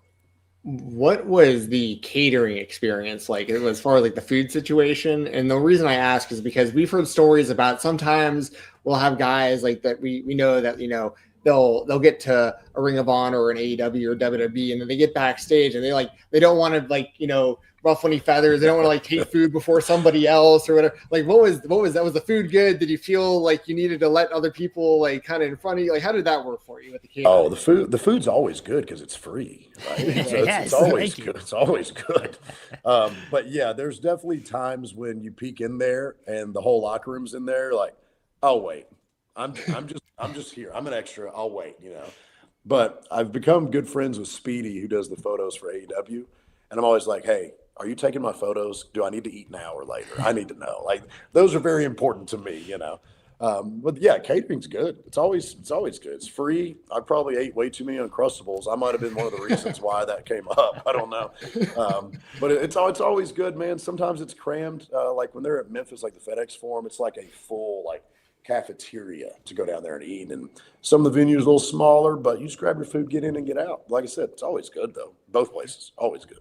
All right, since we're on the subject of food here, I kind of have a two-part question. Someone in our chat mentioned this as well, but have you been told you sound like Braun Strowman?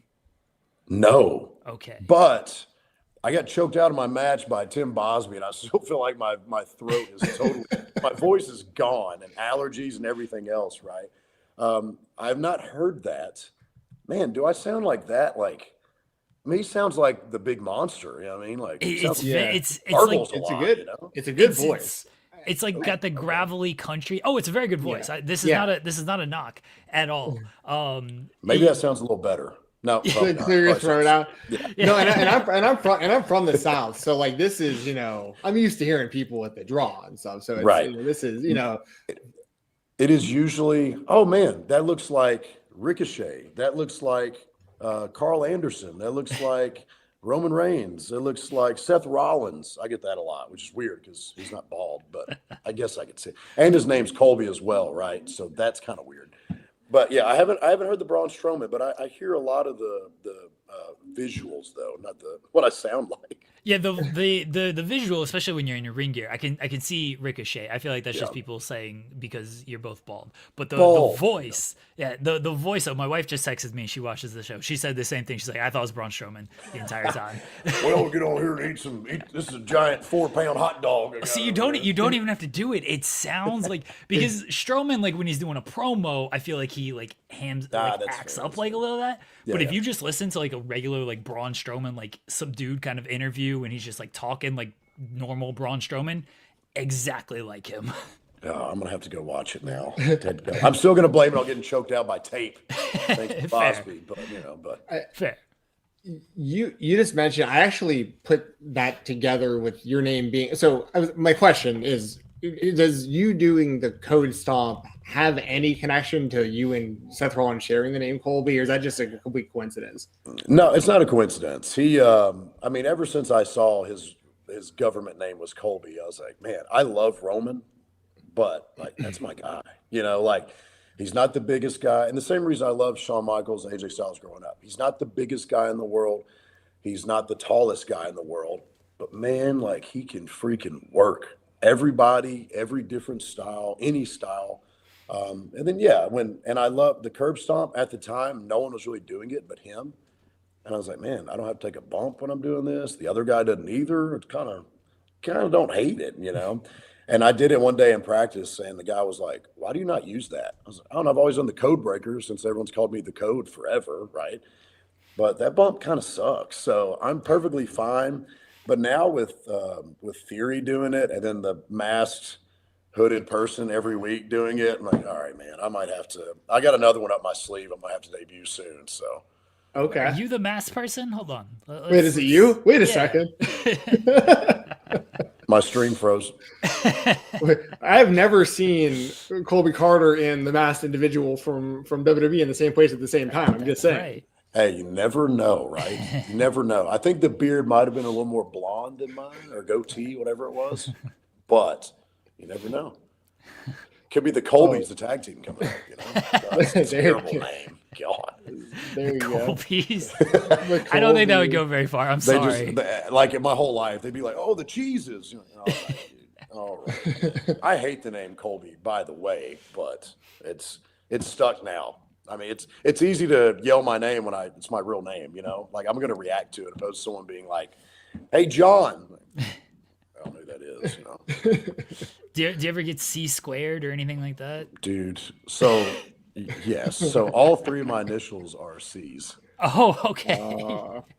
It was cool when Rick Ross was saying triple C's. I was like, yeah, dude. Yeah. Yeah, and I'm a Miami fan, so like, it worked out great. But then it was C squared. Then it was Colby Jacked. You know, that was Colby Jack Cheese. That was another one. So, all right, man, like, it's just never ending. But again, that's fine. Whatever. You said 3 C's, so that's like Henry Cejudo, triple C. I remember he UFC former champion, triple C champ Henry Cejudo. Yeah, but I did cringe want to was one ask. of his C's, though. Oh yeah, So the king of cringe. yeah, I so mean, that's he was not- very, very cringe. Oh no, I lost a lot of. I mean, so like without going down a whole UFC rabbit hole, like what he did in combat sports is unprecedented. Like he won an Olympic gold medal in wrestling. He won multiple weight class championships in the UFC. But he really kind of like tarnished his legacy at the end, like coming back after like he had retired, and he retired in his prime and like tried to negotiate against the UFC. Didn't work out well for him. Anyway, that's a whole other story in itself. What I wanted to ask you about Colby, because I don't want to forget to ask you while we got you, a guy that I've actually known since he was probably like 16 years old is Jaden Newman. And I know you've got a little bit of history with him, especially now in Pro Wrestling Symphony. I really like where that was all going with you guys. And of course, with Jameson Shook and them coming in and everything there. Of course, Jaden healing from injury right now. But what has it been like so far working with Jaden Newman on screen and also behind the scenes? Because I know he's also one of the producers and guys who helps out and does the stuff with TWE and everything. Jaden is someone that I met. We wrestled at CCW. He was in a triple threat with me and Dylan McQueen for the first ever CCW Tennessee Heavyweight Championship that I wound up winning. First time I ever met Jaden. I think he worked 3 times that night, and Dylan worked twice, and they did a bad idea and for the baby to give me a bye all the way to the final because I was supposed to wrestle QT Marshall that night.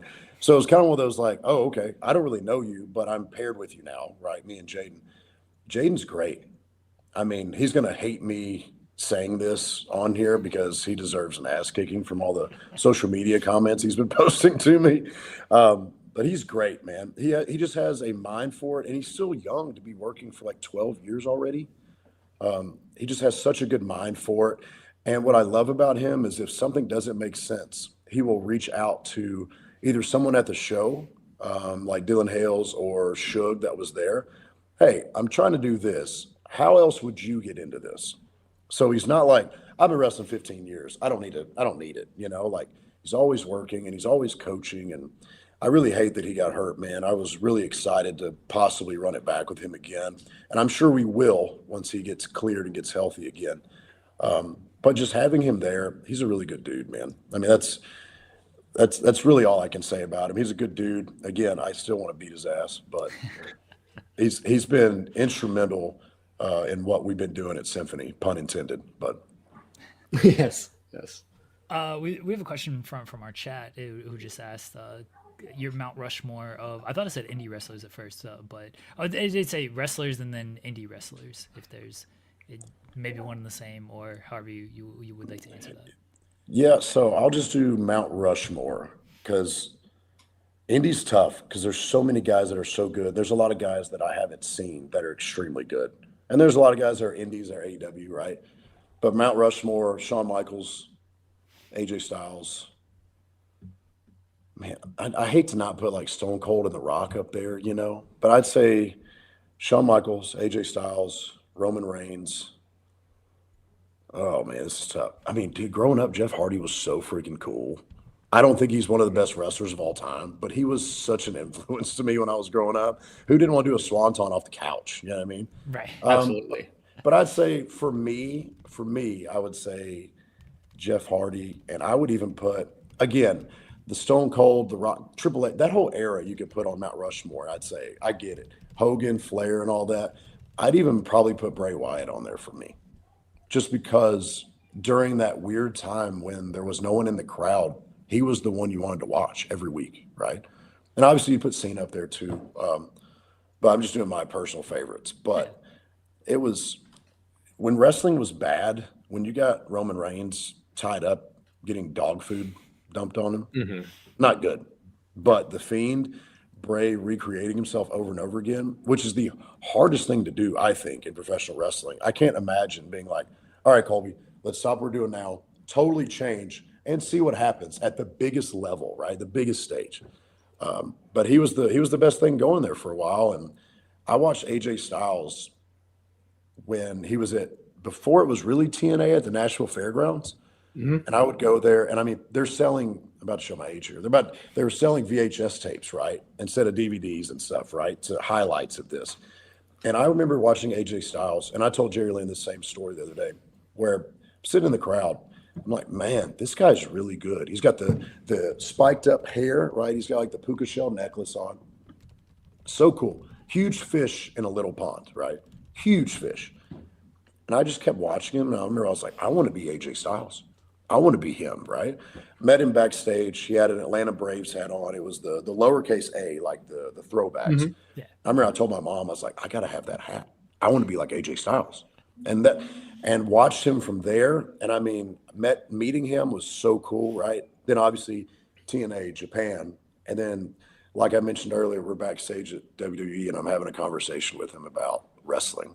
It's like, this wrestling business and world is so wild, man. But and then Shawn Michaels, same thing I said about Rollins, where he's not the biggest, he's not the tallest, but man, like that dude could wrestle. The whole broomstick thing is real for him. He could wrestle a broomstick and we would be entertained. He had his moments where nobody liked him. But God, dude, every time you turn on TV and watch him wrestle, you believed in him, And the sweet chin music, when I was growing up, that was going to be my finisher. I'm from Nashville, right? Sweet chin music. Oh, just makes sense. And now you're watching, like, well, it's a transition. And now everybody. Yeah. 20 a match. Yeah, and it sucks, but no one tunes up the band though. Sometimes you got to tune up the band with it. So That's what makes it more devastating. It does. It's science. Yeah. Loads it up. Yeah, but all those guys, I would say Jeff Hardy, like I said, just a swanton bombing off stuff. But The Rock with his charisma, Stone Cold's entrance, and he was like the first real like anti-hero you had, right? Like he comes in, flicks everyone off, stuns them, and everyone's like, "This is awesome. This is the best thing ever." But the glass shattering too, man, like just iconic stuff. That whole era, you could put any of those guys on that Mount Rushmore, and I'd say, I get it. I totally get it. My last one for you. How much does Ben Bishop suck? Is this a real question? Yeah. Dude, I love Ben. I can't say anything bad. That's unfortunate. I love Ben. He is without a doubt one of the funniest people I've ever met. Actually works really well to be that big. We had a match at a CCW, and of course we're like, "Hey, Colby, got to put him over, brother." And I get it. But he was great, and he was at the Pig Fest that I worked with Jeff Jarrett, walking around with a sign just saying, "Why am I not booked?" And he's got the full Jeff Jarrett like striped overall. Oh, dude, I walked up and saw him wearing that. It's like, what in the hell are you doing? But I don't think he sucks. I like Ben Bishop. I think he's a good worker. I think he's a good character, and people love watching him do whatever it is. Him and Richard Holiday both. Do you not like Richard Holiday either? No, Richard Holiday's fine. I have heat with Ben Bishop though. Do you so really? That's why. Yeah. So I No, don't know not how- really. No, this is real heat. This is Real me heat, and bro. Ben This is Bishop. real heat, Yeah. brother. I told him And- happy birthday. He didn't send it back. That's real heat, brother. No, this is Yeah. no, this is actual heat. I don't know how much you're keeping up with like current day TNA, but they had like the Mr. Elegance contest. Oh, yeah. Yeah. So I submitted a video and I put it out there. I tried to be Mr. Elegance, and Ben submitted a video as well. And so then we had him. I do another show. It's a morning show. We had Ben on our morning show, and I was like, "What's the deal here? Why are you trying to take my spot in TNA?" And so we have heat over that of who the real Mr. Ella, and then neither of us got it because Right. whoever they got. But Yeah, no, what's his name? Yeah, the I OVW forget. guy. yeah. I legitimately I don't go back to Ben and be like, what do you have an issue with this guy? Ben is fantastic. We do love Ben on this show. It's so funny. Anybody that like we actually like, I always try to get guests to, and I hope that the guest is friends with them because I just saw you worked a match with him. It would have been really bad if like, how much is Ben Bishop's like? Let me tell you about it. He stiffed the shit out of me. He was a prick backstage. Then I'd be like, oh fuck, I was just trying to do a bit of. Hey, I would, yeah. If you did say there's a couple names, I'd be like, yeah, fuck that guy. Get out of Would me. you like to say those names? You're right. No, by all okay. accounts, Ben is one of the nicest guys to get. I feel like we have a good relationship with him, and everyone says nice things about him. So I feel like I was okay of being like, hey, how much does Ben Bishop suck? And Yeah, you yeah. would I will- you would either I will play for- along or say nice things to him. So I appreciate it. I will forever put Ben Bishop over. I love that guy. And I didn't know what to expect till we first worked. Like this social media guy, really. I know he gets booked. Like I know that's like the big running gimmick with him. He gets booked a lot, but he's 6'10" or 7. I'm sorry, he's 6'12".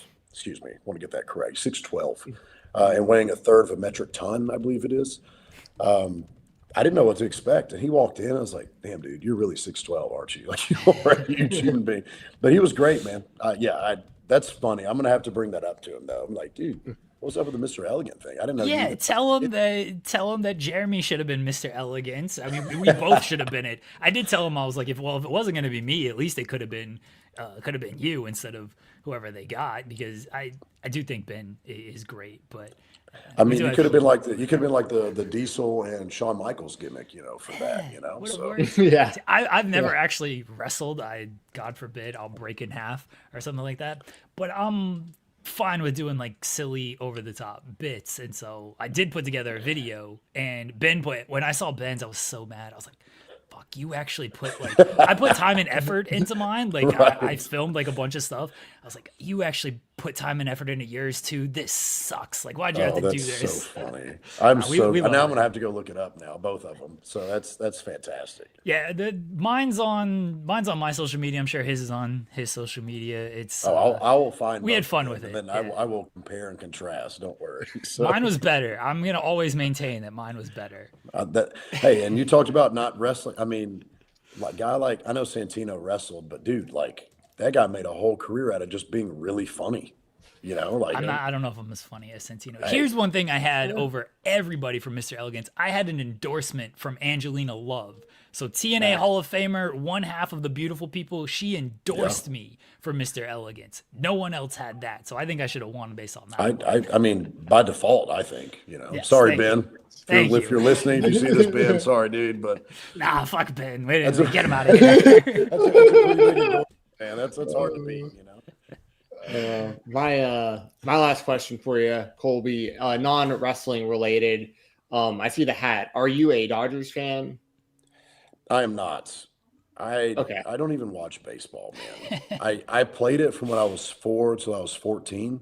I was told by my grandparents when I told them I had a football scholarship, why aren't you playing baseball? You're better at baseball anyway.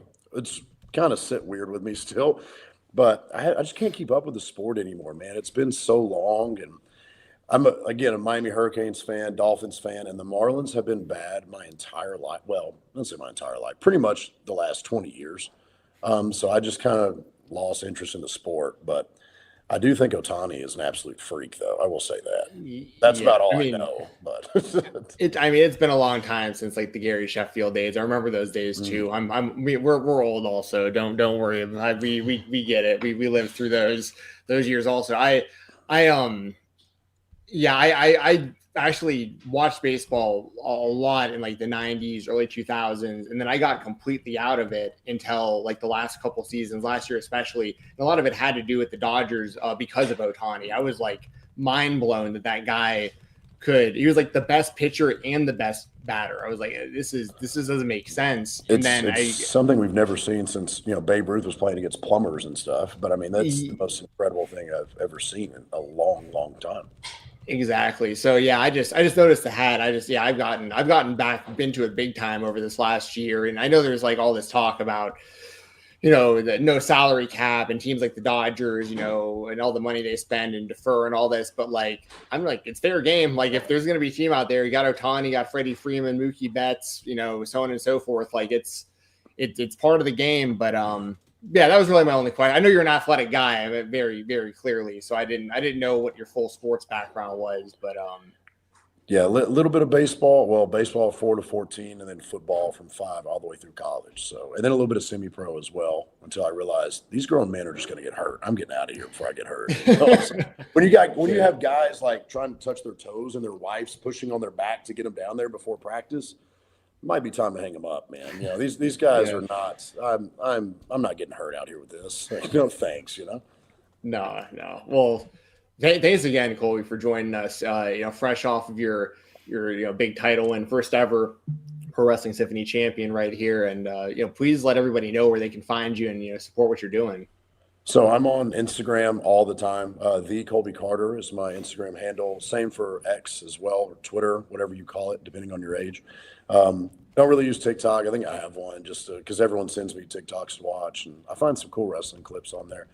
But find me on there, and then the next Pro Wrestling Symphony show is in Madison, Tennessee, March 8th, called Undeniable, and they're actually crowning their first women's world champion at the end of that tournament, that show. So come out if you're in the area. Best show going, most professional independent show I've ever been a part of. And so thank you guys for having me on, man. This was really, really fun. Oh, yeah, absolutely. Yeah. Thank you very much. Yeah, let everybody know where they can find you. Oh, you mentioned that with the X and the Twitter. Do you have a Pro Wrestling Tee store or anything? I do. It's also under Colby Carter on there too, on Pro Wrestling Tees. I need to upload some new ones. I have like the 90s rap tee and some logo shirts and stuff like that on there. So look out for some new merch getting put on there, especially with this thing on my shoulder and a lot of the pictures now. So I'm gonna have to commemorate some of that. So. And the last thing I'll say, I was just gonna say, as somebody I mentioned before we brought you on, I lived in Nashville for like around a decade or so up until around the time of the pandemic. Moved back home to Atlanta around then, but I was a really big fan of the Nashville wrestling scene when I was there. Went to a lot of shows at the fairgrounds, of course, and I was a huge fan of Southern Underground Pro. That's how I got to meet Jade Newman and a lot of those guys, Dylan Hales, all of those guys and stuff. And seeing what is happening in the Nashville area with Pro Wrestling Symphony, I think is really it's really great as somebody from Nashville who follows that scene. Like it's really, really great. Like, cause I feel like there was a big hole in my heart when SUP kind of just had to like disappear. And it feels like Pro Wrestling Symphony's kind of like taken that and are moving forward with that scene and the high production and the crowds and everything they got going on. So I wanted to thank you and, Connor and the whole team over there. I think you're doing Nashville wrestling a big service with what you guys are doing. I mean, that's what we want, right? Everyone thinks about Memphis as far as wrestling. And Nashville was like, years ago when we had TNA, every now and then we'll have a NWA taping come through or something, But as far as like having a consistent presence in Nashville, there really hasn't been one, especially at this level that Symphony's running. And again, with it being my hometown anyway, I want to give back as much as I can. And something that I love, professional wrestling, and I can get friends and family to buy into it as well. I mean, there's a lot of people that come to the shows, first time they've ever been to a wrestling show. And I didn't really know what to expect, but it was the best time I ever had. And that is the best feeling in the world, So Symphony's just going to keep getting better and better every single year and every single show. So. I like this 90s rap tee, by the way. I was just checking it out. And you mentioned, because you mentioned this and because you mentioned Rick Ross, like who are some of the people that you do listen to? Man, I am a diehard hip hop fan, and I have a little bit of metal because growing up, new metal was like really popular. So don't judge me. Some of those. No, we're big Limp No, Bizkit guys. yeah, Don't worry. yeah. We listen to a lot of Limp Bizkit growing up. Every time I say Limp Bizkit, Slipknot, Linkin Park, everyone's like, "Oh, I'm like, you just shut up." It was good. No, yeah, I was listening to Korn earlier this week. Now I'm all about dude. it. If I was doing legs earlier at the gym, and I had a I Miss New Metal playlist that was playing, and I was like, "Man, this is all." I'm also angry, but also very nostalgic at the same time. But hip hop wise, I'm really big into Future's probably my favorite. Because if I'm listening to music, it's usually in the gym or hell, it's usually about it in the gym or driving, right? So Future is always the first thing that goes in my ear. Everyone loves Drake, Kendrick, J. Cole, stuff like that. And even guys like Mike, formerly Mike Stud. I don't know if you guys listen to him at all. He's gone kind of more like a melodic pop kind of. But I'm kind of all over the map. I saw a tweet earlier. Someone said, what's your music, your favorite music genre? And someone said, I don't know. If it sounds good, I add it. That's kind of where I'm at. Like, if it sounds good, I'll listen to it, So I'd love to find some more new metal or new metal style that's like back out, like Linkin Park Truce album was pretty good. Deftones still good to me. But yeah, I just need a couple more of those to pop up so I can have the best lifts ever, So Are you gonna listen to the Fall Off from J. Cole? Yes. Okay. And I'm not an avid J. Cole Kendrick fan. I feel like they are very, very great at what they do. And sometimes I just don't want to listen to J. Cole. It kind of puts me to sleep sometimes, But if you can really sit down and like listen to what he's saying, man, like there's nobody better. You know what I mean? So, but I will definitely be listening to that. I hope it's not the last, but yeah, he's making it sound like it is, but he's leaving it a little bit open-ended. The fact that it's a double album, also like, all right, well, at least he's giving us. Well, it's like he take the gloves off and then went to put them down and then put them back on. You know what I mean? So I don't know what it means really. So never say never. Never say never. That's what he says. That's what they say, I guess. That's what they say, AJ. Yeah, he's like everyone gets one coming out of retirement, right? Come on, man. Come on. But yeah, I hope it's not his last though. But I am excited to hear that though. But yeah, diehard hip hop fan, always will be. But yeah, a little metal mixed in. Country though, can't do it. Yeah. Can't do it, man. Nashville, I think it's just ruined me on country music. It's all around, all the time, nonstop. Everywhere. It's everywhere. I can only listen to Garth Brooks country because I grew up on that with my parents. Any other country, I'm like, nah. Yeah, like the old stuff. Sure. Yeah. I get like I think the time I heard honky tonk badonkadonk was like, you know what? I think I'm done with this genre forever. I just can't do it. Now you got Jelly Roll, God bless him, but that's another conversation. I digress. Well, I'm gonna say I know he's was he from Hendersonville? He's like from that area. He's from Antioch. So. Oh, from Antioch, which I'm familiar with Antioch as well. Mm-hmm. If you know about Antioch, you know about Antioch. Yeah. Well, I remember him way before he was famous when he was like rapping and stuff. Yeah, he's totally, completely 180. It's wild seeing him as famous as he is and like involved in wrestling and stuff. But I remember like back when like nobody was talking about him because I only knew about him because I was living in Nashville and I had friends who knew about him. That was it. Yeah, you knew about him because he was a local rapper that was like kind of popular and it was cool to be a rapper, and then all of a sudden it's like Jelly Roll's singing now. Oh, that's cool. And then it's like, oh my gosh, he's everywhere. Wait, he's wrestling SummerSlam? Are you kidding me? Hey, but I will say, I watched Unreal recently, like the second season. Kudos to him for the work that he put in, man. A lot of people give him crap for being a wrestler and all that, or trying to play wrestler, as some say. Like, I watched him, he did it, and he lost all that weight to get in there. Kudos, man. I can't hate on him. That's harder than I could have ever imagined to do, lose all that weight and to try to wrestle, because wrestling's hard enough, dude. Yeah. Oh yeah, definitely respect it. And just for what it's worth, this here, Joel, who sent this chat, asks, so this is Jeremy's co-host for the week, most of the week here on the channel. This is Joel. You're getting more compliments on your voice. So just throwing it out there. I'm just saying, every time I cut a promo, I hate listening to myself talk. So I don't know if I could. Well, that's everybody, though. That's fair. That's fair. But I get a promo and I'm like, yeah, that'll work. God, I hate my voice. Send it, I appreciate the compliments, though. No, I mean, that's nice than or everyone saying I look like Ricochet. So I'll take every compliment I can get. Not saying it's a bad thing, but okay, I'll take that. I'll think about it, I guess. I'll think about it. Yeah, if you ever want to do a weekend podcast, we have a spot for it. I don't know if you have any interest in such a thing, but hey. we always joke about because we do a weekday morning show and it's every weekday, and we're like, oh, we need to do a weekend show, and we always pitch like Steve Macklin just got fired from TNA, and Macklin's a pal of ours, and we're like, well, Macklin can do the weekend show now. Bishop Dyer is another guy who's done like long form interviews with us, and like, well, Dyer can just do the weekend show. So we're always pitching wrestlers to do the weekend show. So if you want to do a weekend podcast, we got a spot. Hey, you never know, right? I'll never say never, right? Never say never. There you go. Absolutely. Thank you, Colby. We appreciate it. Thanks again, Colby. I know this is a lot of your time. I know we talked about maybe like around a half hour, but you taking all this time with us, we appreciate it, man.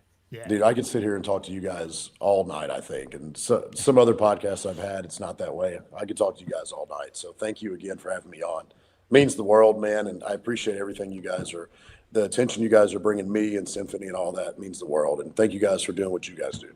Thanks, man. Hey, we appreciate you. We appreciate it. This won't be the last time either. We'll absolutely be inviting you back. If you got time for us, we'd be happy to have you again in the future. Absolutely, yeah. Colby. Always have time for you guys. So anytime. Thanks, man. You have a great day. You too, guys. Thank you. There you go. Colby Carter joining us. Great guy. Fantastic guy. Shout out to Connor Casey for setting all that up as well. Connor, who's on the show monthly at this point.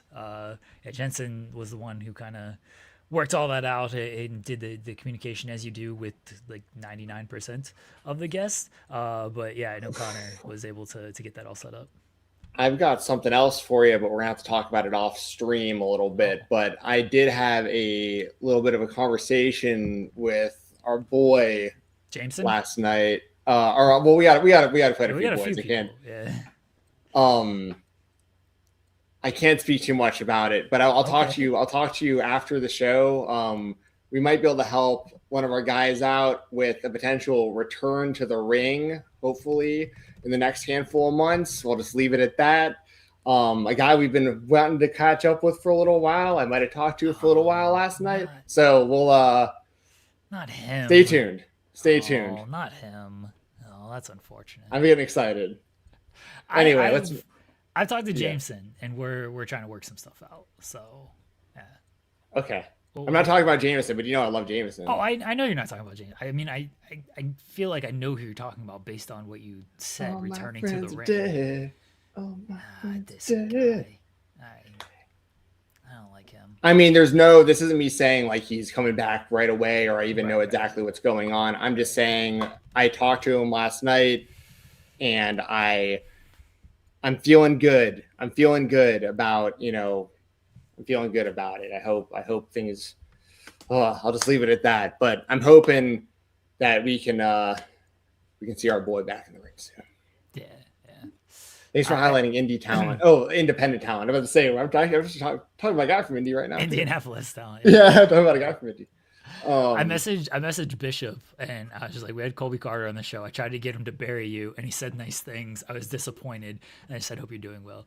And he said that, I wish he went for it. So I'm going to tell him, I was like, I think he was worried that like we were trying to I don't know, like a gotcha moment or anything. I know what you mean. Yeah. Well, we've done that before when we've mentioned guys like Cole Radrick. You talking about putting him through you getting put through a table by Cole Radrick or whatever, and like we'll bring up like Cole, and I think sometimes we brought him up to people that like him, and they're like, I'm not gonna take any shit about Cole Radrick.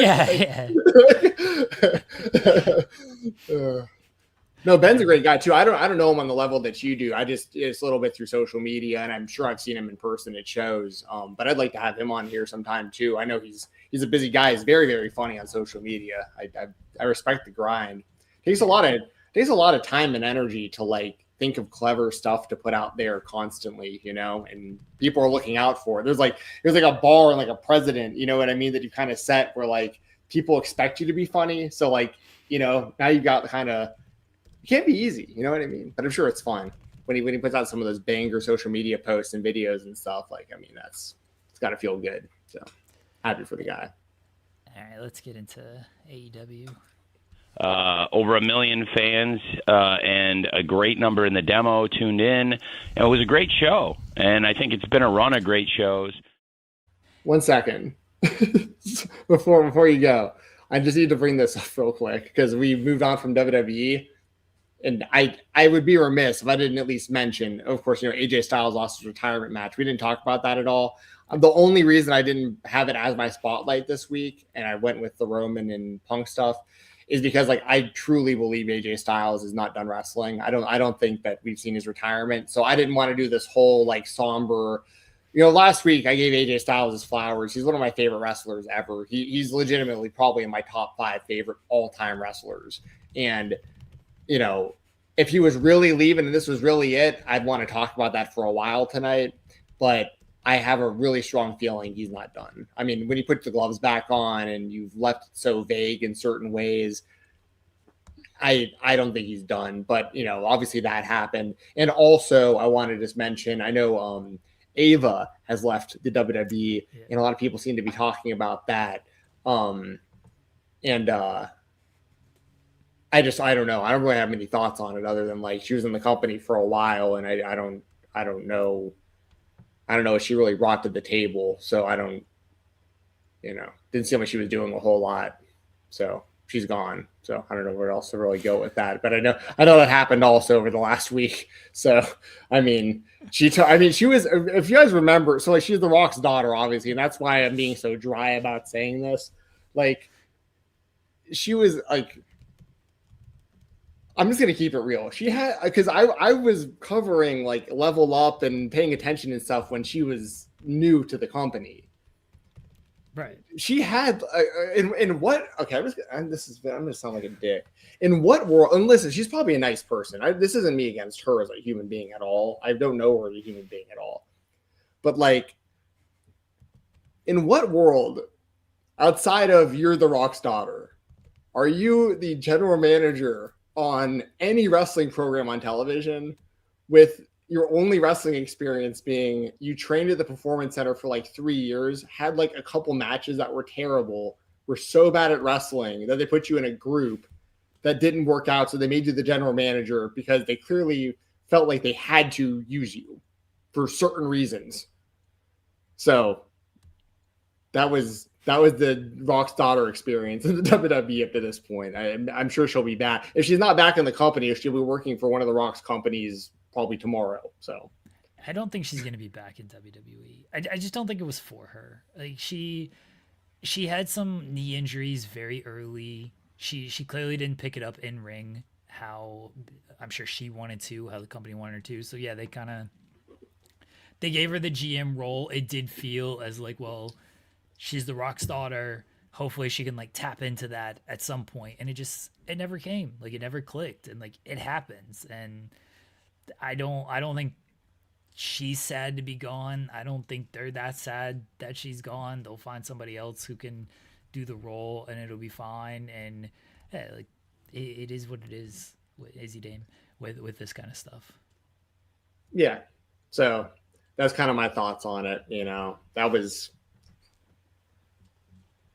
I mean, just The Rock's daughter. What can I really say? She was in the company. She had a chance. I mean, hell, we saw, you know, David Flair get a chance. You know what I mean? We've seen similar things happen. I just wasn't, you know, I wasn't surprised when I found out she wasn't going to be staying there, but I also, I was just like, I don't know.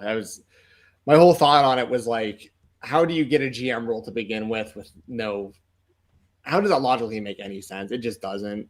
Like to get that kind of role with literally no experience. I get the wrestling scripted and quote unquote fake, and I get all that, but like, I don't think anyone could ever even buy that. And like they were saying, and and like they're saying in the chat, you know, a lot of what she was doing was just like by the script, and the script was bad. And they made, listen, to be fair, like the very little I saw of her on NXT was usually her making like really boneheaded decisions on television as a television character. Like, so obviously this isn't me against her as a human being. Like she's just doing what they're telling her to do. But like, I mean, she was so bad at wrestling, and to make her in charge of the show is just like, you know, it's almost like Mike Adamle vibes. Like, remember when he was so bad at commentary? They were like, "Hey, how about you be the ECW GM?" And it was like, "How is this guy qualified? He doesn't even know Jeff Hardy's name." Yeah. So, anyway, then we can move on to AEW, which kind of ties in with AJ Styles because that's where he's heading. Everyone. MJF got squashed by Brody King in the main event, setting up Brody King and MJF at Grand Slam Australia. Did you think this was a burial of MJF and he will never recover? No, not at all. I actually expected this to happen once I saw the match was starting like 3 minutes after the end of the show. I knew it was going to have to be. I mean, I shouldn't. To be fair, you never really know how long the overrun's actually going to be for AEW, but like, I figured it was going to be shorter than longer. When Hangman's music hit, then I was like, oh, this opened. That's, you know, it really opened it up to where I was like, I really could see this kind of coming, especially when he grabbed him by the neck. And it was like the way MJF sold that, like he was out immediately, like he just like hung there for a second and just dropped. And then ate a cannonball, ate the Gonzo bomb, and 1, 2, 3. Of course, that was after the "fuck ice" chants that were very, very loud in the arena, which I know Bryce Remsburg, he's saying that he like waited a little longer to ring the bell so they can get more of those chants in and stuff. And that stuff's been getting media coverage as well. So just to throw that out there too. That was kind of the whole experience of the match, was like Brody and MJF are staring each other down. You got these super loud "fuck ice" chants, and Brody just destroys him. And of course, the ice stuff goes along with Brody and him being a big advocate of like, you know, what he does. And, you know, because he doesn't like ice and all. Everyone knows Brody's stance on that. So it all made sense. And like the whole thing, to put a bow on it, I think the whole thing made Brody King look great, because like the fans were super behind him. The whole crowd was behind kind of like his mission outside of wrestling. And then he just destroys the AEW champion. And at the end of the show, he's holding the AEW title. So now that said, I fully expect MJF to retain the championship against him, but this makes it, especially to like a more casual viewer or maybe somebody who doesn't watch AEW as often, I think now you kind of buy the idea that Brody could beat, because I mean, obviously Brody did just beat MJF, but now it's like he just destroyed him. Like now all he's got to do is, if that happens again, he's the champion the next time they wrestle. You know, it just makes Brody look a lot more credible in certain ways. And he also has like a history of like doing that move, like hanging the dudes with the sleeper holds outside the ring. Like he's done it to MJF before. He's done it to Darby Allin. I'm sure there's others I'm not remembering off the top of my head, but that's one of the things he's kind of known to do. In like big moments, like he beat Darby Allin with that. I remember once in like a really big like Street Fighter Lights Out match or something like that. So, so all in all, like I think this was really good for Brody. I do expect MJF to retain at the end of the day, but like it's way better for Brody that it happened this way than like MJF beating him last night, for instance. You know what I mean? So like, I thought this was smart, and you're also not like quote unquote like beating MJF, because like although he is defeating him and he is pinning him and he did win the match technically, it was a really quick squash where MJF never even had a chance because his back was to Brody pretty much right away, and that's not going to be the case in the rematch. So, you know, unless that happens again, which I don't think is going to happen again. So that's how I felt about it. How did you feel about it? Oh, I loved it.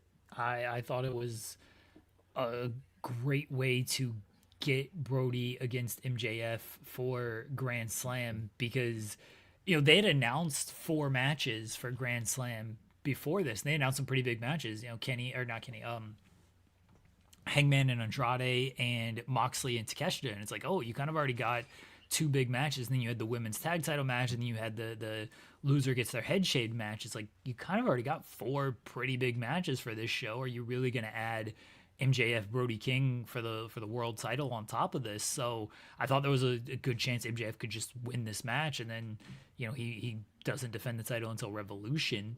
It gets competitive and everything, but so Brody doesn't get hurt too bad. But yeah, I thought there was a pretty good chance that MJF could win. But then doing it in this way, I thought made a whole lot more sense if Brody was going to win, to do it like this, because I assume they'll have a competitive match at Grand Slam, and then MJF, I assume, will win that match. Then your follow-up on Brody has to be good, because he did take out MJF in this manner, and like he should be a top guy moving forward off of literally just this alone. But they've put a lot of equity and stock into him, even building up to this with the Brodito tag team, and then the quick squash matches over the past couple of weeks. So I hope after Grand Slam, like, he still has a high profile spot on the card.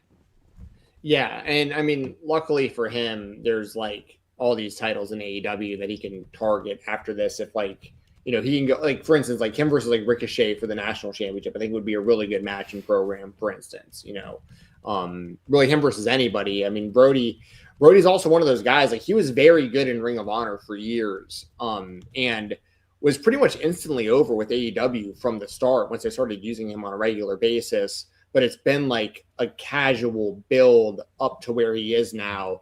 And he's definitely at the peak of where he's been. I mean, the way he just pinned the AEW champion last night and held that title up at the end of the show. I mean, that's, so I'm with you. Obviously AEW has a very big roster and a lot of talent, of course, but I think Brody brings enough that's different to the table that he can carve out a spot to where he's always in the mix in something important, because he has a look that's different than most people. His size is different, but like he can move like all the other wrestlers. He can do everything all the other wrestlers do. Plus he has the power factor as well that not all wrestlers are going to have, like his just pure strength. So he really is a unique guy. And also I've talked about it before. Like he's the kind of guy, like I don't think I've ever met him in person before, but he, without like doxing anybody, he goes to one of the local places that I go to buy action figures, because he actually lives pretty close to me. And I've never ran into him in person, but I know he goes there, and it's because I'm really good friends with the guy who owns the store, and he knows I'm into wrestling. So he'll tell me every now and then, he'll be like, hey, Brody was in here and he was, looking through this or that. And I'm just like, it's so cool that like this guy on like his off days, he like does what I do on my off days. Like he just goes around looking for action figures. You know what I mean? Like because he looks like such an intimidating guy, but I also feel like if I ran into him next to like a Ninja Turtle display or a Power Rangers display, we'd be able to talk about that for hours with one another. You know what I mean? So like, he just seems like a really interesting guy, and very unique. And I think that AEW can use him in a top spot for a long time if they want to. Yeah, I'm with you. You should have your friend text you when he's in there and be like, hey, Brody's here. And then just see. I live about a half hour away from the actual location. He'll probably be there for a half hour. Well, he did tell me that if I ever want to leave an action figure there with like a Post-it note or something, if he's there and Brody comes in, he'll ask him to sign a figure for me. But I also really respect people's personal time. You know what I mean? Even if I'm a huge wrestling fan and all this stuff, like I'd probably approach him and say hello to him, but I'm not the kind of guy who I don't know if it was, to be fair though, in the setting of being inside of an action figure store, that's a little different, because I could be like, dude, I have your action figure. Can you sign your figure for me? Like he would actually probably like that. But if I saw him at like an airport, I wouldn't want to like approach him with an action figure. You know what I mean? So no, I feel like at the store, like it would be fine. Honestly, like leaving a figure and the person like just asking him to sign it, I feel like Brody would be, by all accounts, I've never met Brody King. Maybe once, but it was, again, in passing.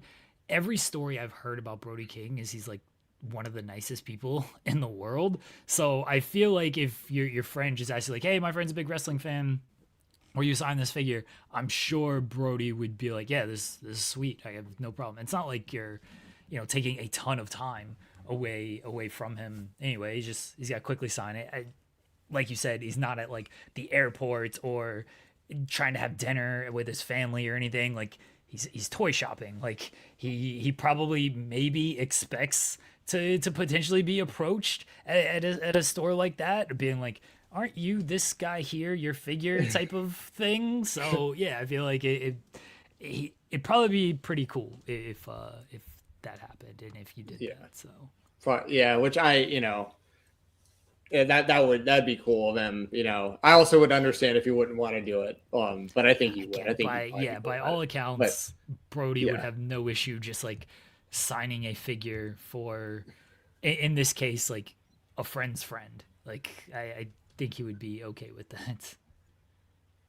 Oh, there was something else I was gonna say about that. Not about Brody, but about I lost it, but I'll probably remember at some point here in a second. I'll circle back around. But it had to do with someone signing something, and now I can't remember. Lost my train of thought. But yeah, hopefully that'd be cool. That'd be cool to run into him. Every now and then, people. It's funny because, like, remember, like when, like if someone like doesn't know what we do or like where I work or we do these interviews for, like for instance, if my friend were to be like, "Hey, can you get my friend an autograph?" and then like he found out like I work for Fightful, that'd be kind of funny to him probably because he'd be like, "Wait a second, I know Fightful. That's funny that your friend works for Of course, he's a wrestling fan. He covers wrestling." But then we have people like when we had Ernest the Cat Miller on, for instance, that whole interview was set up through my brother, and my brother is friends with the Cat on like an actual like friendship level. But when we set that interview up, the Cat just thought that he was doing my brother a favor. Like, hey, my brother likes wrestling. Will you talk to him on his podcast? And then he gets on the podcast and finds out like on the spot, like, oh, it's with Fightful. And then we write these articles about him that like go all over the internet. And he was like, oh, wow. Like, I didn't realize that this was this big of a deal. This is pretty cool. But it was like, but it's just funny because like, if I'm not the one introducing myself and being like, hey, I'm Steven from Fightful, this or that, it's kind of, you know what I'm saying? It's just kind of funny how that works out like that, because like I would never like actually introduce myself like that to probably anybody in real life. But if I invited them on a podcast, I would want them to know where the podcast was airing. You know what I mean? Yeah. So like it's just kind of funny how that works out like that. Ernest Miller was fantastic, by the way. We could probably get him on again sometime in the future. He had an action figure come out not too long ago. And that's another one of those things. I'm trying to get him to sign some stuff for me.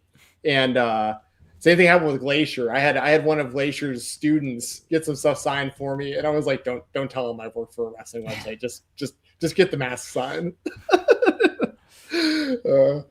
But anyways.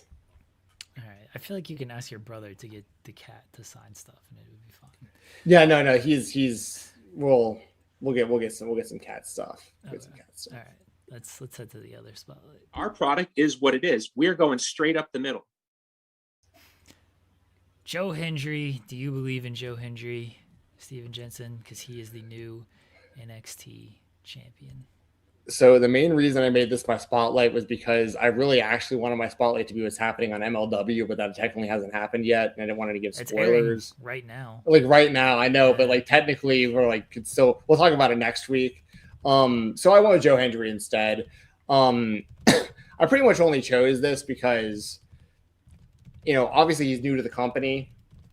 But he's been with the company, but like he's technically like WWE, like signed to WWE now, like full time. And I think there's a lot of speculation as to like if he'd be in NXT, how long he'd be in NXT, more main roster, like he's wrestled Randy Orton WrestleMania, like what are they going to do with him? And I don't know. I'm kind of torn on Joe Hendry, honestly. I don't know how he fits in best in the WWE system, but they're going to give him a shot with the NXT championship. So, I mean, that's good for him, obviously. But he's very different than like a lot of like, I shouldn't say very different, but like, he's definitely different than Oba Femi. He's definitely different than Trick Williams. He's definitely, he's very character based, and he's solid in the ring. But like, I also I don't know. I guess I'm just kind of torn on it. I don't know if he's like the best representative like for NXT or if he should just be like on the main roster. I don't know if this is going to be a good thing for him to be the NXT champion. How long does he do this? How over does this stay? Should he be on the main roster? Like, how do you feel about it all? I mean, I think it'll stay over as long as they're just working at the Performance Center, because that crowd will continue to sing his song and everything. Outside of that, I don't know. I've always thought there was just a ceiling to Joe Hendry because it is very theme song and meme heavy, but that can get you a world title match at WrestleMania. So he could potentially go kind of far. Like, I think he is a serviceable wrestler in WWE. The NXT title can make some sense for him. People do like him. I don't think it's gonna be a long run or anything because he's not like a dominant type champion like you mentioned Oba and Trick were. So I don't think it's gonna be a long run or anything. I think if he's on the main roster, he can be like a fine mid card person. I don't see him winning the world title in his career unless he evolves in some way. But if he just does this the entire time, like, people have made good careers out of doing things just like this, and then like just having a good song, having something that people can connect to, as simple as it might be. So I'm fine with it. Yeah, I don't think it's gonna be a long reign. I thought Ricky should have won, but I'm always gonna pull for Ricky. So that's just me.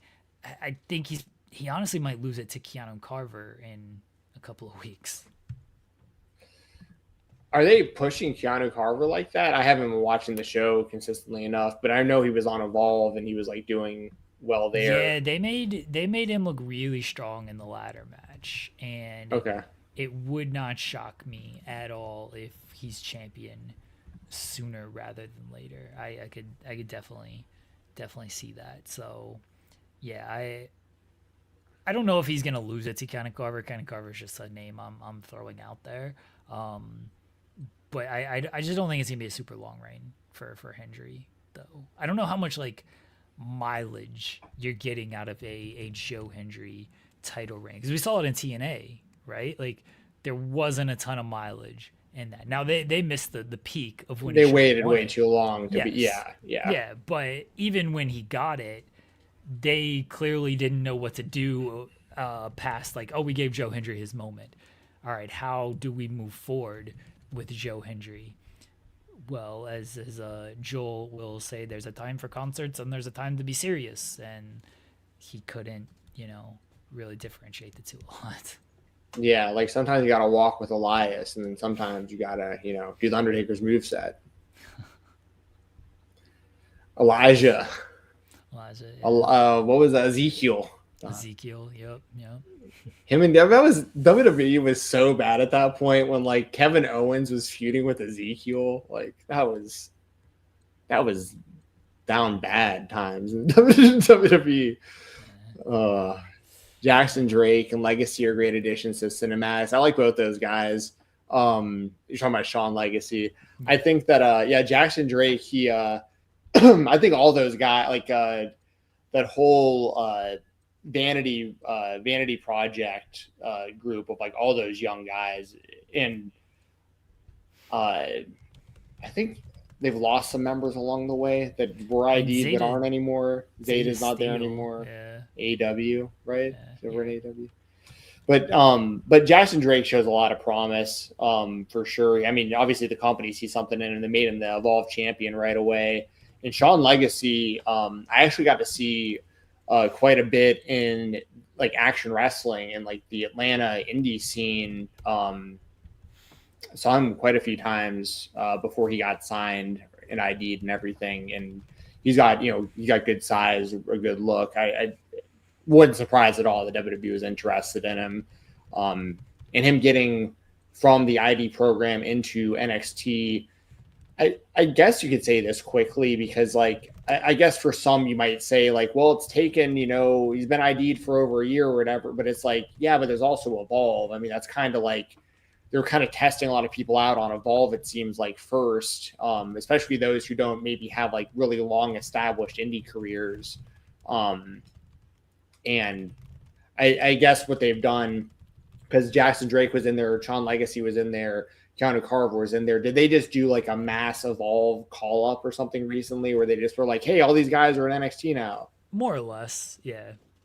Okay. So, I mean, that makes sense then, because everyone we're talking about, for the most part, I was covering on Evolve for the Weekender, so it makes sense that, that's kind of what happened. But I'm not hating on that, by the way. They're going to, if NXT is going to, I mean, they have a feeder to their feeder now. You know what I mean? Like, they're, when you get called up from NXT to Raw or SmackDown and those spots open, now, I mean, I'm sure they'll still occasionally take random, I shouldn't say random, more established talents from the independent scene and plug them right into NXT or from other companies. But you also have a feeder to your feeder now where you can take Evolve talent and, start feeding them in. And you can also use that like they've used for Jack Cartwheel, for instance, and get them a lot more international exposure in companies like AAA and stuff like that. So yeah, good for them. Good for them making it to NXT so quickly. There's a lot of talent in those ID program kids. So. All right. Anything else, Jensen? No, I think that's pretty much it. I know I'm gonna forget. I'm gonna remember something right when we get off of here. When we get off of here, though, I do need to tell you about what I was going to tell you, but couldn't say on here about our friend. But my friend, your frenemy. Yeah, if you guys want to follow me on X, it's Fight Talk _. That's looking forward to the Super Bowl this weekend. As I said at the top of the show, going to get together with some buddies that I've known for, what year is it now? 2026. I graduated high school in 2006. I graduated high school. Were you 06 as well? Yeah. Okay. 06 and graduated from college in 2010. Technically 2011 because I had to do an internship after I finished classes. But so anyway, the reason I bring that up is because, graduated in 06. I've been friends with some of these guys since middle school, actually. Some of them. That would have been 2000. The year 2000. We're talking people I've known for, around 30 years, 25, 30 years. It's just crazy to think about. Time's flying.